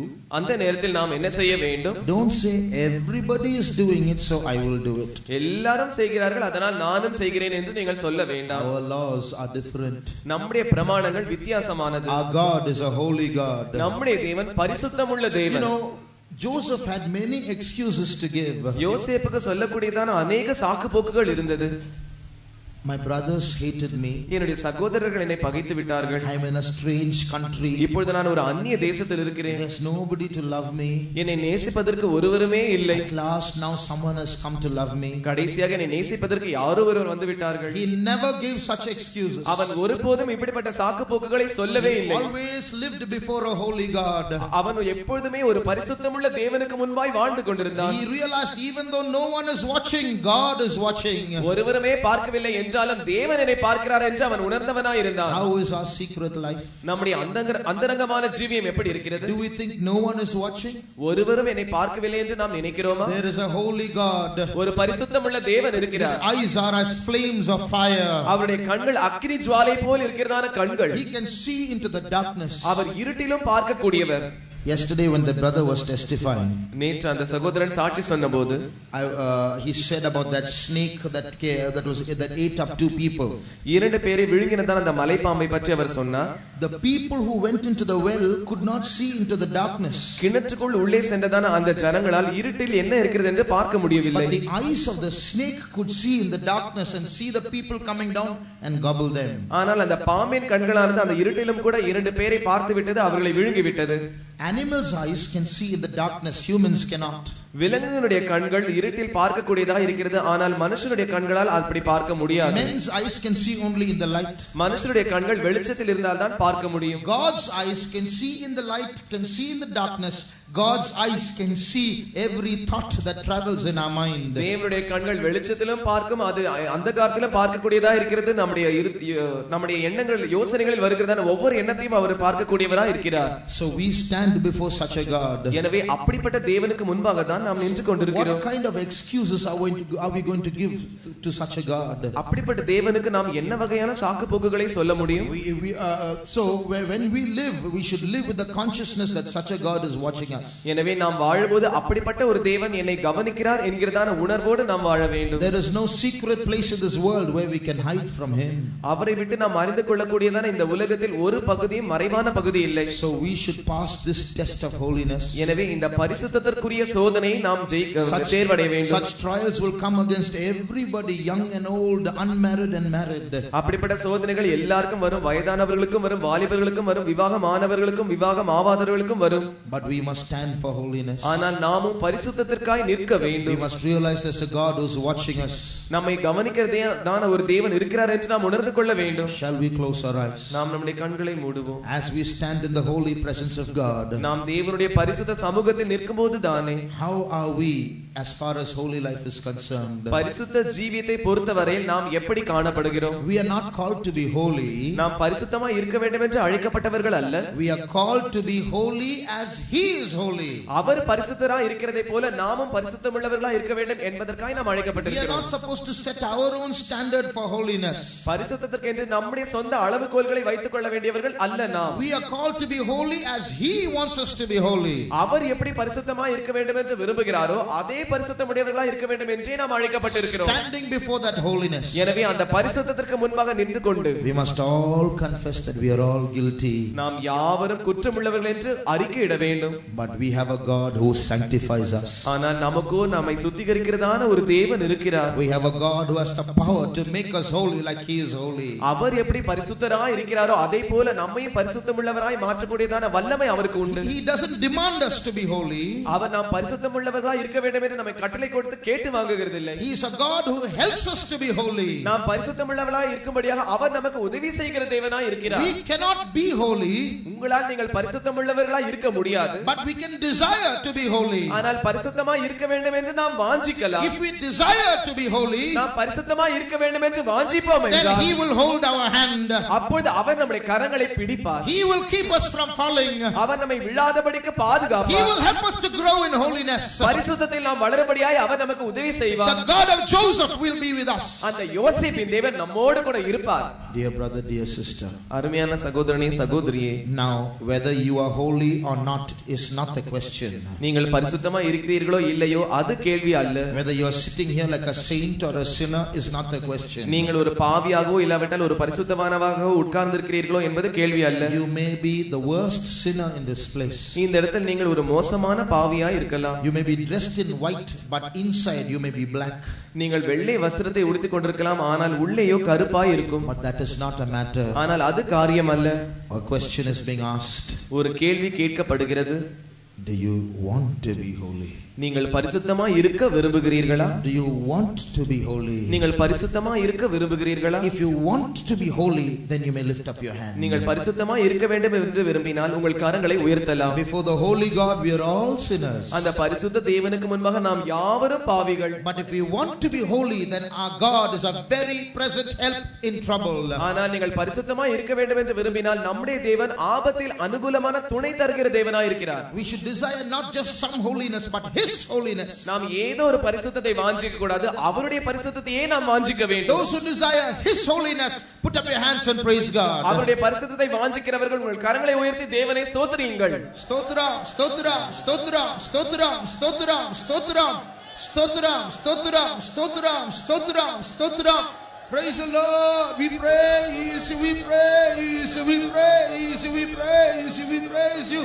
Thank you, Lord. We thank you, Jesus. We praise you. We become holy not because the surrounding becomes holy. நம்முடைய சுற்றுப்புறம் பரிசுத்தமாய் இருக்கிறபடினா நாம் பரிசுத்தமாய் மாறுகிறதில்லை.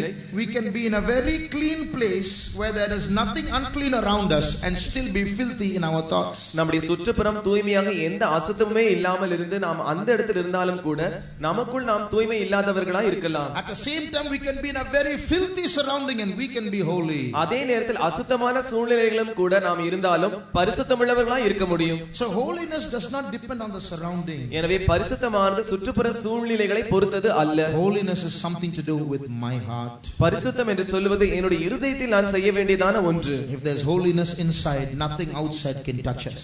உள்ளே பரிசுத்தம் இருக்கும் என்றால் புறமே இருந்து ஒன்றும் நம்மை தொடாது. That the Lord might give us that holiness once again, shall we praise God. அப்படிப்பட்ட பரிசுத்தத்தை தேவன் நமக்கு தரும்படியாக நாம் மறுபடியும் தேவனை ஸ்தோத்திரிப்போம். ஸ்தோத்ரா ஸ்தோத்ரா ஸ்தோத்ரா ஸ்தோத்ரா ஸ்தோத்ரா ஸ்தோத்ரா ஸ்தோத்ரா ஸ்தோத்ரா ஸ்தோத்ரா ஸ்தோத்ரா ஸ்தோத்ரா. Praise you, Lord. We praise you, we praise you, we praise you, we praise you, we praise you. Thank you, Lord. We thank you, Jesus. So the first test is the pit test, the test of humility. முதலாவது சோதனை குழியில் போடப்படுகிறதான சோதனை, தாழ்மைக்குரியதான சோதனை. The second test is the Potiphar test, the test of holiness. இரண்டாவது சோதனை போத்திபாரின் சோதனை, பரிசுத்தத்திற்குரிய சோதனை. The third test is the prison test, the test of patience. மூன்றாவது சிறைச்சாலையில் போடப்படுகிறதான சோதனை, பொறுமையை சோதிக்கிறதான சோதனை. From Potiphar's house, Joseph was sent to the prison. போத்திபாரின் வீட்டிலிருந்து யோசேப்பு சிறைச்சாலைக்கு அனுப்பப்பட்டான். There he was like a person forgotten. அங்கே ஏதோ மறக்கப்பட்ட நபரை போல அவன் காணப்பட்டான். The pit test got over quickly. குடி சோதனையானது சீக்கிரமாய் முடிந்துவிட்டது. The Potiphar test got over quickly. போத்திபாரின் சோதனையும் சீக்கிரமாய் முடிந்துவிட்டது. But Joseph had to spend about 12 years in prison. ஆனால் யோசேப்பு சிறைச்சாலையில் 12 வருஷங்களை கழிக்க வேண்டியதா இருந்தது. This is a test of patience. இதுதான் பொறுமையின் சோதனை. Some of our trials are like endless trials. நம்மில் சிலருடைய சோதனைகளானது முடிவில்லாத சோதனைகளை போல் இருக்கிறது. Some trials are going on 5 years, 10 years, 15 years. சில சோதனைகள் 5 வருடங்கள், 10 வருடங்கள், 15 வருடங்கள் நீடிக்கிறது. When is this going to come to an end? எப்பொழுது இது ஒரு முடிவுக்கு வர போகிறது? That's what we ask. இதைதான் நாம் கேள்வியாய் கேட்கிறோம். Oh God, when is this going to end? தேவனே, இது எப்பொழுது முடிய போகிறது? Am I going to live like this all my life? நான் என்னுடைய வாழ்க்கை முழுவதும் இப்படியே வாழ வேண்டுமா? Even God seems to be silent. தேவன் கூட மௌனமாய் இருக்கிறார். 10 years Joseph spent in that prison. அந்த சிறைச்சாலையில் 10 வருஷங்கள் யோசேப்பு கழித்தான். He got forgotten. அவன் மறக்கப்பட்டு விட்டான். Who is there to think of Joseph? யோசேப்பை பற்றி நினைப்பதற்கு அங்கே யார் இருந்தார்கள்? Finally Joseph got a chance. கடைசியாக யோசேப்புக்கு ஒரு தருணம் வந்தது. One prisoner is now going to stand before the king again. அங்கே இருக்கிறதான ஒரு சிறை கைதி மறுபடியுமாய் அந்த ராஜாவிற்கு முன்பாய் போய் நிற்க போகிறான். His prison mate is going to see the king. அவனோடு கூட சிறையில் இருந்ததான அந்த சிறை கைதி இப்பொழுது ராஜாவை போய் பார்க்க போகிறான். So Joseph told that prison mate. எனவே யோசேப்பு தன்னோடு கூட சிறையில் இருந்ததான அந்த கைதியின் இடத்தில் இப்படி சொன்னான். When you go to the king, please tell him about me, that I am here without a cause. நீ ராஜாவினிடத்தில் போகும்போது தயவு செய்து என்னுடைய விஷயங்களை பற்றி நீ சொல்ல வேண்டும். நான் இங்கே வருவதற்கு எந்த காரணமும் இல்லை. Please tell him to bring me out. தயவு செய்து என்னை வெளியே கொண்டு வரும்படியாக நீ அவரிடத்தில் சொல்ல வேண்டும். When that prison mate was released, அந்த கூட இருந்ததான அந்த சிறை கைதி விடுதலையாக்கப்பட்ட போது he forgot. அவன் மறந்து விட்டான். That is a test of patience. அதுதான் பொறுமைக்குரியதான சோதனை. You go here for deliverance, you go there for deliverance, nothing happens, all doors are closed. விடுதலைக்காக நீங்கள் அங்கே செல்கிறீர்கள், விடுதலைக்காக நீங்கள் இங்கே செல்கிறீர்கள், ஒன்றும் நடக்கிறதில்லை, எல்லா கதவுகளும் அடைக்கப்பட்டிருக்கிறது. 1 year passes, 2 years pass, nothing happens, all doors are closed. ஒரு வருஷம் கழிக்கிறது, 2 வருஷம் கழிக்கிறது, ஒன்றுமே நடக்கவில்லை, எல்லா கதவுகளும் அடைக்கப்பட்டு விட்டது. It looks like you're going to spend your whole life like this. உங்களுடைய முழு வாழ்க்கையும் இப்படியே கழிக்க போகிறோம் என்பதை போல தோன்றுகிறது. At that time, அந்த நேரத்தில் what was Joseph's reaction? யோசேப்பினுடைய பிரதிக்கிரியை என்ன? How much I trusted God. நான் தேவனை எவ்வளவு நம்பினேன். This is what he does. இதைதான் அவர் செய்கிறாரா? When I was in my old religion, I was all right. என்னுடைய பழைய மதத்தில் இருந்தபோது எல்லாம் நன்றாய் நடந்தது. Some people say, after coming to this church, only all my problems started. சில ஜனங்கள் சொல்லுகிறார்கள், இந்த சபைக்கு வந்த பிறகுதான் என்னுடைய பிரச்சனைகள் எல்லாம் ஆரம்பித்து விட்டது. Joseph could have complained. யோசேப்பு அப்படி புகார் செய்திருக்கலாம். But he never complained. ஆனால் அவன் ஒருபோதும் புகார் செய்யவில்லை. He continued to trust his God. அவன் தன்னுடைய தேவனை நம்ப ஆரம்பித்தான், தொடர்ந்து நம்பினான். 5 years or 10 years, he continued to trust his God. 5 வருஷமோ 10 வருஷமோ அவன் தொடர்ந்து தன்னுடைய தேவனை நம்பினான். He got forgotten by his prison mate, but he continued to trust his God. தன்னோடு கூட இருந்த அந்த சிறை கைதியினால் அவன் மறக்கப்பட்டான். In the same way, அதே போலவே when we go through many paths unending, நாம் முடிவில்லாததான பல வகையான பாதைகளின் வழியாய் போகும்போது God is testing our patience. தேவன் நம்முடைய பொறுமையை சோதிக்கிறார். Are we going to endure for 2-3 years and then explode? 2-3 வருடங்கள் சகித்துக்கொண்டு அதற்கு பிறகு நாம் வெடிக்க போகிறோமா? Are we going to trust God for a few days and after that deny him? சிறிது நாட்கள் தேவனை நம்பிவிட்டு அதற்கு பிறகு அவரை மறுதலிக்க போகிறோமா? Are we going to say Jesus Jesus for a few days and when nothing happens run to men for help? கொஞ்ச நாட்களுக்கு என்று இயேசு இயேசு என்று சொல்லிவிட்டு சிறிது நாட்கள் கழித்து நாம் மனுஷர்களை நாடி உதவிக்காய் போக போகிறோமா? Few days, few months, go to the pastor and pray. If no sickness is healed, go to the doctor. சில நாட்கள் சில மாதங்கள் பாஸ்டரிடத்தில் போய் வியாதிக்காக ஜெபித்து விட்டு வியாதி சுகமாகவில்லை என்றால் ஆஸ்பத்திரிக்கு போக போகிறோமா? Then we have failed in the patience test. அப்படியாக இருக்கும் என்றால் அந்த பொறுமைக்குரிய சோதனையில் நாம் தோல்வி அடைந்து விட்டோம். So God should give us patience. எனவே தேவனே நமக்கு பொறுமையை தர வேண்டும். There's a reason why God is training us in patience. தேவன் ஏன் நம்மை பொறுமைக்கென்று பயிற்சிக்கிறார் என்பதற்கு ஒரு காரணம் உண்டு. God wants to test us how much we trust him. நாம் எவ்வளவு அவரை நம்புகிறோம் என்பதை பற்றி தேவன் நம்மை சோதிக்க வேண்டும். Do we trust him till the end? நாம் முடிவு பரியந்தம் அவரை நம்புகிறோமா? Do we trust him whether he does it or does not do it for us? அவர் நமக்கு செய்தாலும் செய்யாவிட்டாலும் அவரை நம்புகிறோமா? based on how we pass that test of patience is our promotion. அந்த பொறுமைக்குரிய சோதனையில் நாம் எப்படி தேர்ச்சி அடைகிறோம் என்பதை அடிப்படையாக வைத்துக்கொண்டுதான் நம்முடைய உயர்வு நமக்கு வரும். 1 minute shall we close our eyes? ஒரு நிமிடம் நாம் நம்முடைய கண்களை மூடுவோம். How many of us have murmured in our trials? நம்மில் எத்தனை பேர் நம்முடைய சோதனை நேரத்தில் முறுமுறுத்து இருக்கிறோம்? How many of us have questioned God in our trials? நம்மில் எத்தனை பேர் நம்முடைய சோதனையின் வேளையில் தேவனை கேள்வி கேட்டிருக்கிறோம்? How many of us have been fed up in our trials? எத்தனை பேர் நம்முடைய சோதனையில் சலித்து போயிருக்கிறோம்? It's because we have failed in our patience test. இது நம்முடைய பொறுமைக்குரிய சோதனையில் நாம் தோல்வி அடைந்து விட்டபடியினால் இப்படி நடந்தது. May God forgive us. தேவன் தாமே நம்மை மன்னிப்பாராக. In the next trial, அடுத்த சோதனை, like Job said, யோபு சொன்னதை போல, even if he slay me, I will trust in him. அவர் என்னை கொன்று போட்டாலும் நான் அவரில் நம்பிக்கையா இருப்பேன். Like Shadrach, Meshach and Abednego said, Shadrach, Meshach, Abednego சொன்னதை போல, even if he does not deliver us, we will trust in him. அவர் எங்களை விடுவிக்காமற் போனாலும் நாங்கள் அவர் மேல் நம்பிக்கையா இருப்போம். We should pass the test of patience. இந்த பொறுமைக்குரிய சோதனையில் நாம் தேர்ச்சி அடைய வேண்டும். No complaints, Lord. ஆண்டவரே, எந்த புகாரும் இல்லை. I still love you. ஆண்டவரே, இன்னும் நான் உம்மை நேசிக்கிறேன். Even if you are not going to answer me, Lord, ஆண்டவரே, நீர் எனக்கு பதில் சொல்லாமல் போனாலும் I will still love you. நான் இன்னும் உம்மை நேசிப்பேன். For what you have already done for me, Lord, ஆண்டவரே, நீர் ஏற்கனவே எனக்கு என்ன செய்தீரோ, I will give my life for you and be faithful to you till the end. ஆண்டவரே, நான் என்னுடைய வாழ்க்கையை உமக்கு கொடுத்து முடிவு பரியந்தம், கடைசி பரியந்தம் நான் உமக்கு உண்மையா இருப்பேன். Dear brother, dear sister, அருமையான சகோதரனே, சகோதரியே, can you trust your God? உங்களுடைய தேவனை உங்களால் நம்ப முடிகிறதா? Whether he speaks or not, is he trustworthy?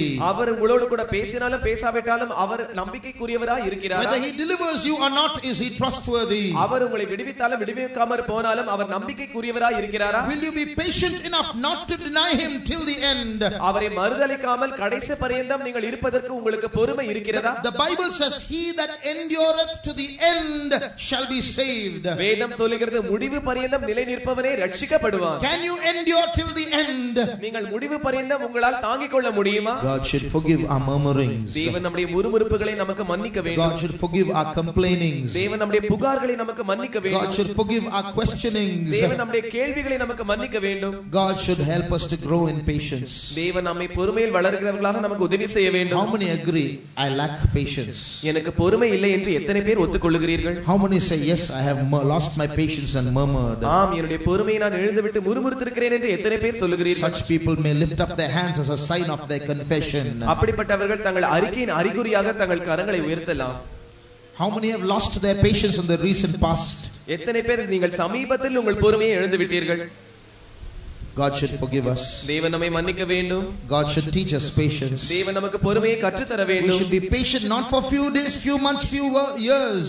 சிறிது நாட்கள், கொஞ்ச மாதங்கள், கொஞ்ச வருஷங்களுக்காக நாம் பொறுமையா இருக்க It கூடாது. should be a patience till the end. முடிவு பரியந்தம் நாம் பொறுமையுள்ளவர்களாய் இருக்க It should be வேண்டும். an endurance till the end. நாம் முடிவு பரியந்தம் சகிக்கிறவர்களாய் இருக்க வேண்டும். For such a patience and for such a trust in God, let us all praise God. அப்படிப்பட்ட பொறுமைக்காகவும் தேவன் பேரில் அப்படிப்பட்ட நம்பிக்கை வரும்படியாக நாம் தேவனை ஸ்தோத்திரிப்போம்.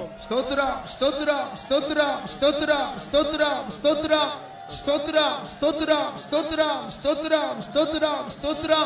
Praise you, Lord. We praise you, we praise you, we praise you, we praise you, we praise you.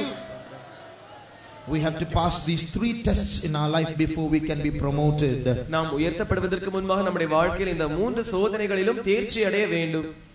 The test of humility.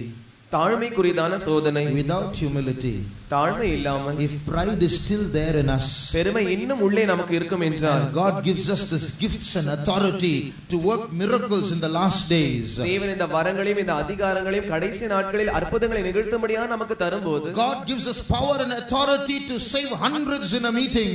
ஒரு கூட்டத்தில் நூற்றுக்கணக்கானவர்களை ரட்சிக்கக்கூடியதான வல்லமையும் அதிகாரத்தையும் தேவன் நமக்கு தரும்போது, If we don't have humility, நமக்கு தாழ்மை இல்லாமல் இருக்கும் if என்றால், we are going to do all this with pride inside us, இந்த எல்லா காரியங்களையும் நமக்குள் பெருமையை வைத்துக்கொண்டு நாம் செய்வோம் என்றால், with all our power and authority, we will become like Lucifer. We will become enemies of God finally. நம்முடைய எல்லா அதிகாரத்தையும் வல்லமையும் வைத்துக்கொண்டு கடைசியாக நாம் லூசிஃபரை போல மாறி விடுவோம். தேவனுக்கு சத்துருக்களாய் கடைசியில் நின்று கொண்டிருப்போம். There was a man. ஒரு மனுஷன் இருந்தான். He had so many gifts. அவனுக்கு பல வகையான வரங்கள் இருந்தது. He was even a believer of our church. நம்முடைய சபையில் ஒரு விசுவாசியாக கூட இருந்தார். God did so much of work through him. அவர் மூலமாக தேவன் பல வகையான காரியங்களை நிகழ்த்தினார். Finally, you know what he said? கடைசியாக அவர் என்ன சொன்னார் என்று உங்களுக்கு தெரியுமா? I am Christ. நானே கிறிஸ்து. That should not happen to us. அது நமக்கு சம்பவிக்க கூடாது. That's why God is breaking us. எனவே தான் தேவன் நம்மை உடைத்துக் கொண்டிருக்கிறார். That is why God is teaching us humility. அதற்காக தான் தேவன் நமக்கு தாழ்மையை கற்றுக் கொடுக்கிறார். Say thank you Lord for those trials. எனவே அந்த சோதனைகளுக்காக ஆண்டவரே உமக்கு நன்றி என்று சொல்லுங்கள். God should give us holiness. எனவே தேவன் நமக்கு பரிசுத்தத்தை தர வேண்டும். If we don't have holiness and we get these powers, நமக்கு பரிசுத்தம் இல்லாமல் இந்த வல்லமைகளை நாம் பெற்றுக்கொள்வோம் என்றால், we will be using all these powers not to bring people to God. We will use all these powers to attract other people to ourselves. இந்த எல்லா வல்லமைகளையும் பயன்படுத்தி நாம் ஜனங்களை தேவனிடத்தில் கொண்டு வருவதற்காக நாம் பயன்படுத்த மாட்டோம். ஆனால் எல்லா ஜனங்களையும் நாம் கவர்ந்தெடுக்கப்பட வேண்டும் என்று நம்மை காட்டிக் கொள்ளும்படியாகவே பயன்படுத்துவோம். That will again result in our fall. அது மறுபடியுமாக நம்முடைய விழுகையில் தான் முடிவடையும். We are called not to pull other people to us. We are called to pull other people to God. மற்ற ஜனங்களை நம் பக்கமாய் இழுக்க வேண்டும் என்பதற்காக நாம் அழைக்கப்படவில்லை. மற்ற ஜனங்கள் தேவனின் பக்கமாய் இழுக்கப்பட வேண்டும் என்றே நாம் அழைக்கப்பட்டிருக்கிறோம். We should not be the center of attraction. Jesus is the center of attraction. நாம் ஈர்க்கப்படுதலின் மையமாய் இருக்க கூடாது. இயேசுவே கவர்ந்திழுத்தலின் மையமாய் இருக்க வேண்டும். That's why we should pass the test of holiness. எனவே தான் பரிசுத்தத்திற்குரிய சோதனையில் நாம் தேர்ச்சி அடைய வேண்டும். Thirdly, மூன்றாவதாக, God is teaching us patience. தேவன் நமக்கு பொறுமையை சொல்லிக் கொடுக்கிறார். If we don't have patience, நமக்கு பொறுமை இல்லாமல் இருக்கும் என்றால், and God gives us these powers, தேவன் இந்த வல்லமைகளை நமக்கு தரும்போது, we will be very quick to judge and discard other people. மற்ற ஜனங்களை சீக்கிரமாய் நியாயம் தீர்த்து அவர்களை துரத்தி விடுவதில் நாம் துரிதம் உள்ளவர்களாய் இருப்போம். If someone misbehaves little bit, யாரோ ஒருவர் சிறிது தவறாக நடந்து கொண்டால், if someone's old natures are revealed, யாராவது ஒருவருடைய பழைய சுபாவங்கள் வெளிப்படும்போது, we won't say God has anointed him, God has brought them here, let's be patient, we'll pray, God will change them. We won't say that. தேவன் அவரை அபிஷேகம் பண்ணி இருக்கிறார், தேவன் தான் அவரை இங்கே கொண்டு வந்திருக்கிறார், நாம் அவரிடத்தில் பொறுமையா இருப்போம், அவருக்காக நாம் ஜெபிப்போம் என்று சொல்ல மாட்டோம். We will immediately say get out of the church. உடனே சபையை விட்டு வெளியே போ என்று சொல்லிவிடுவோம். So God is teaching us patience. எனவே தேவன் நமக்கு பொறுமையை சொல்லிக் கொடுத்து கொண்டிருக்கிறார். Every soul is precious in his sight. ஒவ்வொரு ஆத்துமாவும் அவருடைய பார்வைக்கு அருமையானது. Not one or two, thousands are going to come. ஒன்று இரண்டு அல்ல, ஆயிரக்கணக்கானவர்கள் வரப்போகிறார்கள். Finally, before we close, கடைசியாக நாங்கள் முடிப்பதற்கு முன்பாக come back to the key verse. ஆரம்ப வசனத்திற்கு வரும்போது, Psalm 105, read verses 23 and 24. 105ஆம் சங்கீதம் 23ஆம் 24ஆம் வசனங்களை வாசியுங்கள். அப்பொழுது இஸ்ரவேல் எகிப்திற்கு வந்தான், யாக்கோபு காமின் தேசத்திலே பரதேசியாய் இருந்தான். அவர் தம்முடைய ஜனங்களை மிகவும் பழுக பண்ணி அவர்களுடைய சத்துருக்களை பார்க்கிலும் அவர்களை பலவான்களாக்கினார். What's written here? இங்கே என்ன எழுதப்பட்டிருக்கிறது? God increased them greatly. தேவன் அவர்களை பெருக பண்ணினார். That means the Israelites started multiplying rapidly. அதோட அர்த்தம் என்னவென்றால், இஸ்ரவேல் ஜனங்கள் துரிதமாய் பலுகி பெருகிக் கொண்டிருந்தார்கள். That's what's going to happen. இதுதான் நடக்க போகிறது. No matter how many people rise up against us, எத்தனை ஜனங்கள் நமக்கு விரோதமாய் எழும்பினாலும், even if big people rise up against us, பெரிய ஜனங்கள் நமக்கு விரோதமாய் எழும்பினாலும், thousands might rise up against us, ஆயிரக்கணக்கானவர்கள் நமக்கு விரோதமாய் எழும்பலாம், other religions might rise up against us, மற்ற மதத்தார் நமக்கு விரோதமாய் எழும்பலாம். but the word of God is true. We are going to spread rapidly. ஆனால் தேவனுடைய வார்த்தை உண்மை, நாம் பெருகி பலுக போகிறோம். It's going to be a worldwide revival.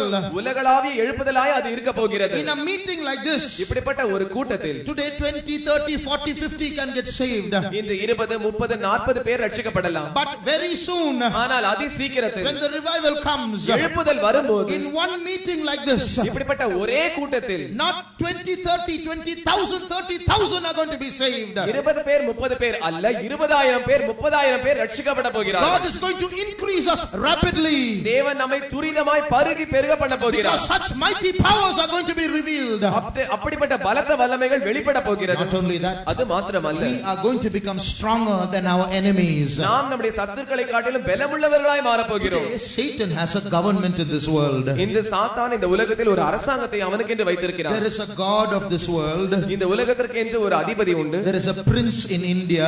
இந்தியாவிற்கென்று ஒரு அதிபதி உண்டு. There is a prince for Tamil Nadu. தமிழ்நாட்டிற்கென்று ஒரு அதிபதி In உண்டு. the same way, there is a prince in Dindigul. திண்டுக்கலுக்கு ஒரு அதிபதி உண்டு. But God is going to make us stronger than those enemies. ஆனால் அந்த சத்துருக்களை காட்டிலும் தேவன் நம்மை பலமுள்ளவர்களாய் மாற்ற போகிறார். God is going to fill us so much with his power. தேவன் தம்முடைய வல்லமையினால் நம்மை அந்த அளவுக்கு நிறைக்க போகிறபடியால் These enemies are going to leave the land and go to other places. இந்த சத்துருக்கள் தேசத்தை விட்டு புறப்பட்டு போய் வேறு இடங்களுக்கு போய் விடுவார்கள். Shall we close our eyes? நாம் நம்முடைய கண்களை மூடுவோம். This day is coming quickly. அந்த நாள் சீக்கிரமாய் வந்து The கொண்டிருக்கிறது. time of revival is coming quickly. எழுப்புதலின் உயிர் மீட்சி நாட்கள் சீக்கிரமாய் வந்து கொண்டிருக்கிறது. Let us grow in humility. நாம் தாழ்மையில் வளருவோமாக. Let us grow in holiness. நாம் பரிசுத்தத்தில் வளருவோமாக. Let us grow in patience. நாம் பொறுமையில் வளருவோமாக. Dear brother, dear sister, அருமையான சகோதரனே சகோதரியே, don't waste your trials. நீங்கள் உங்கள் சோதனைகளை வீணடிக்க வேண்டாம். If you waste your trials, you are wasting your promotion.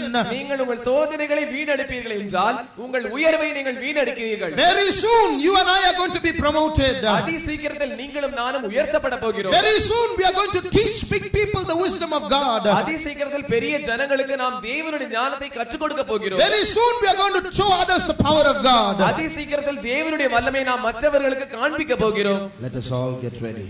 நாம் யாவரும் ஆயத்தப்படுவோமாக. May the Lord help us. தேவன் தாமே நமக்கு உதவி செய்வாராக. எல்லாம் எழுந்து நிற்போம். கர்த்தர் நம்முடைய கூட்டங்களாம் பொறுப்படுத்தி நடத்தினபடியால் சோத்திரம் பண்ணோம். சோத்திரம் சோத்திரம் சோத்திரம். கடந்த 3 தினங்களாக கர்த்தர் அற்புதமா ஆச்சரியமா நம்முடைய கூட்டங்கள் நடத்தி தந்ததுக்காக சோத்திரம் பண்ணுவோம். இன்றைக்கு கூட கடைசி கூட்டமும் கூட அவர் சித்தப்படி கூட்டம் முடிவு வரை கர்த்தர் நமக்கு மலையை மாற்றி கொடுத்திருந்தார். நம்ம கூட்டத்தின் வரையும் நமக்கு எல்லா அனுகூலமான பாதையில் திறந்து கொடுத்ததுக்காக சோத்திரம் பண்ணுவோம். சோத்திரம் தோத்திரம் தோத்திரம். நாம் சோத்திரம் பண்ணுவோம். சோத்திரம் சோத்திரம் சோத்திரம் சோத்திரம். இந்த ஆண்டிலையும் கூட நமக்கு இந்த திண்டுக்கல்லையும் கூட நமக்கு இப்படிப்பட்ட கன்வென்ஷனை கர்த்தர் நமக்கு ஆயத்தப்படுத்தி தந்தபடி நான் சோத்திரம் பண்ணுவோம். சோத்திரம் சோத்திரம் சோத்திரம் சோத்திரம் சோத்திரம் சோத்திரம் சோத்திரம்.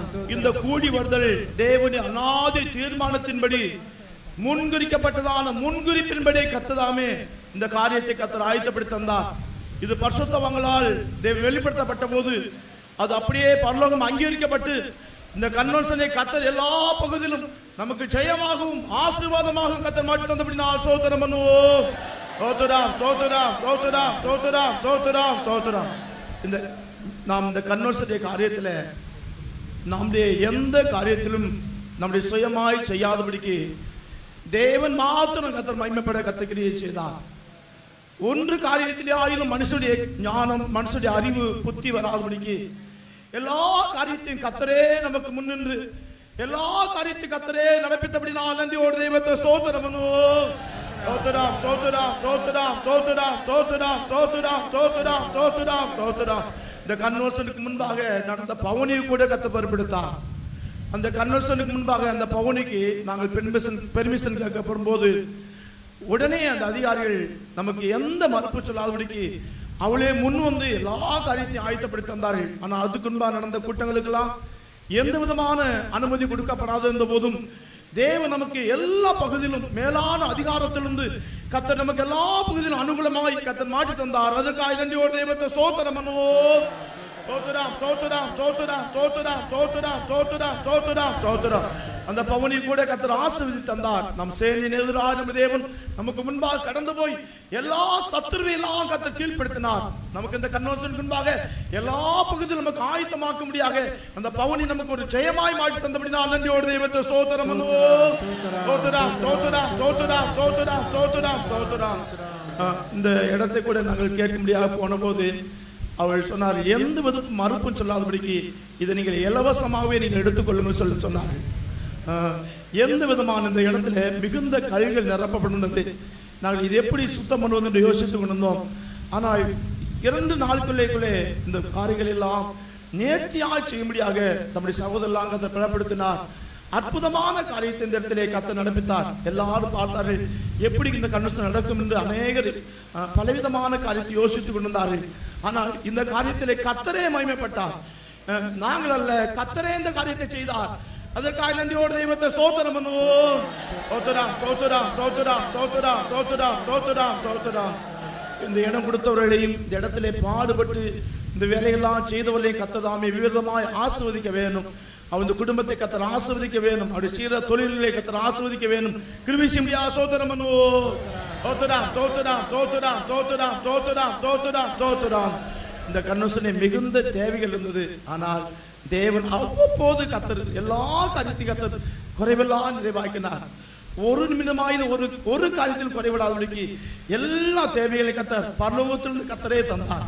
அதற்காக நன்றியோடு தெய்வத்தை ஸ்தோத்திரம் பண்ணுவோம். ஸ்தோத்திரம் ஸ்தோத்திரம் ஸ்தோத்திரம் ஸ்தோத்திரம் ஸ்தோத்திரம் ஸ்தோத்திரம். இந்த கன்வென்ஷன் ஆயத்தப்படுத்ததான நாள் முதல் நம்முடைய சகோதரர் அநேக மனப்பூர்வமாய் இந்த வேலையெல்லாம் செய்தார்கள். பல காரியங்களில் உற்சாகத்தோடு பாடுபடவும் உற்சாகத்தோடு தன்னுடைய வேலைகளை தோல் உடுக்கவும் கத்தர் அவளுக்கு கிருபை செய்தார். அவளையும் அந்த குடும்பத்தை கத்தர் ஆஸ்வதிக்க முடியாது. ஆசோத்திரம் பண்ணுவோம். ஸ்தோத்திரம் ஸ்தோத்திரம் ஸ்தோத்திரம் ஸ்தோத்திரம் ஸ்தோத்திரம். தேவன் தாமே நம்முடைய பரிசுத்தவான்களை பல இடங்களிலே கத்தர் கொண்டு வந்து இந்த கூட்டங்களை கத்தர் கரங்கெடுத்து பாவிக்க கத்தர் கிருபை தந்தார். நமக்கு தேவன் நம்முடைய சபைக்கும் நம்முடைய ஜனங்களுக்கும் தேசத்துக்கும் நிலவரத்துக்கு ஏற்றவாறு பரலோகத்தில் நம்முடைய சிங்காசன தேவன் நம்மோடு கூட பேசிக்கொண்டே இருந்தார். ஒவ்வொரு கூட்டத்தின் மத்தியிலும் கத்தரே பேசினார். மனுஷியமான எந்த ஆலோசனை வராதபடிக்கு கத்தரே நம்மத்தில் எழுந்து அவருடைய வார்த்தைகள் நமக்கு வெளிப்படுத்தி அந்த வார்த்தைகளை கொண்டு நம்ம உணர்வடையவும் அதனை ஜீவிக்கவும் அவருடைய கிருபையை நமக்கு தந்தார். அதற்காக நன்றியோடு தெய்வத்தை ஸ்தோத்திரம் பண்ணுவோம். ஸ்தோத்திரம் ஸ்தோத்திரம் ஸ்தோத்திரம் ஸ்தோத்திரம் ஸ்தோத்திரம் ஸ்தோத்திரம் ஸ்தோத்திரம் ஸ்தோத்திரம் ஸ்தோத்திரம் ஸ்தோத்திரம் ஸ்தோத்திரம். இந்த இடத்தில் நாம் கூட்டம் தொடங்கின முதல் இம்மட்டும் தேவனுடைய மகிமை இந்த இடத்தில் பிரத்யட்சமாய் காணப்படத்தக்கதாய் கர்த்தர் பிரத்யட்சமாய் தேவன் நம்மத்தில் எழுந்தினார். மெய்யாவே தேவன் மகிமையோடு கூட கூட்டத்தின் துவக்கம் முதல் இந்த கூட்டத்தின் இறுதி மட்டும் அவருடைய மகிமையின் பிரசன்னத்தோடு நம்ம தேவன் நம்மத்தில் எழுந்தினால் நன்றியோடு தெய்வத்தை ஸ்தோத்திரம் பண்ணுவோம். ஸ்தோத்திரம் ஸ்தோத்திரம் ஸ்தோத்திரம் ஸ்தோத்திரம் ஸ்தோத்திரம் ஸ்தோத்திரம் ஸ்தோத்திரம். வந்த அநேக வியாதிஸ்தரையெல்லாம் கர்த்தர் சுகமாக்கினார். பல பாரங்களோடும் துக்கங்களோடு வந்து எல்லாரையும் கர்த்தர் குணமாக்கினால் நன்றியோடு தெய்வத்தை ஸ்தோத்திரம் பண்ணுவோம். ஸ்தோத்திரம் ஸ்தோத்திரம் ஸ்தோத்திரம் ஸ்தோத்திரம் ஸ்தோத்திரம் ஸ்தோத்திரம் ஸ்தோத்திரம். நாம் சொல்ல வேண்டுமானால் அநேக காரியங்கள் சொல்லிக் கொண்டே இருக்கலாம். ஆனால் கர்த்தர் நம்ம வாழ்க்கையில எத்தனையோ நன்மைகளை செய்திருக்கிறார். தேவன் தாம் இந்த கன்வென்ஷன் மூலமாக தேவன் செய்த சகல நன்மைகளுக்காகவும் தேவனுடைய ஆசீர்வாதத்திற்காகவும் அவர் நம்மத்தில் பொழுதல்ல கிருபைக்காக நன்றியோடு தெய்வத்தை ஸ்தோத்திரம் பண்ணுவோம். ஸ்தோத்திரம் ஸ்தோத்திரம் ஸ்தோத்திரம் ஸ்தோத்திரம் ஸ்தோத்திரம். நம்மளால இப்போ கூட்டம் முடித்தாலும் நம்ம வெளியே போக முடியாது. ஆனால் இதுவும் நன்மைக்கு தான். ஆனால் கர்த்தர் இந்த நேரம் இருந்தபடியாக ஸ்தோத்திரம் பண்ணும்.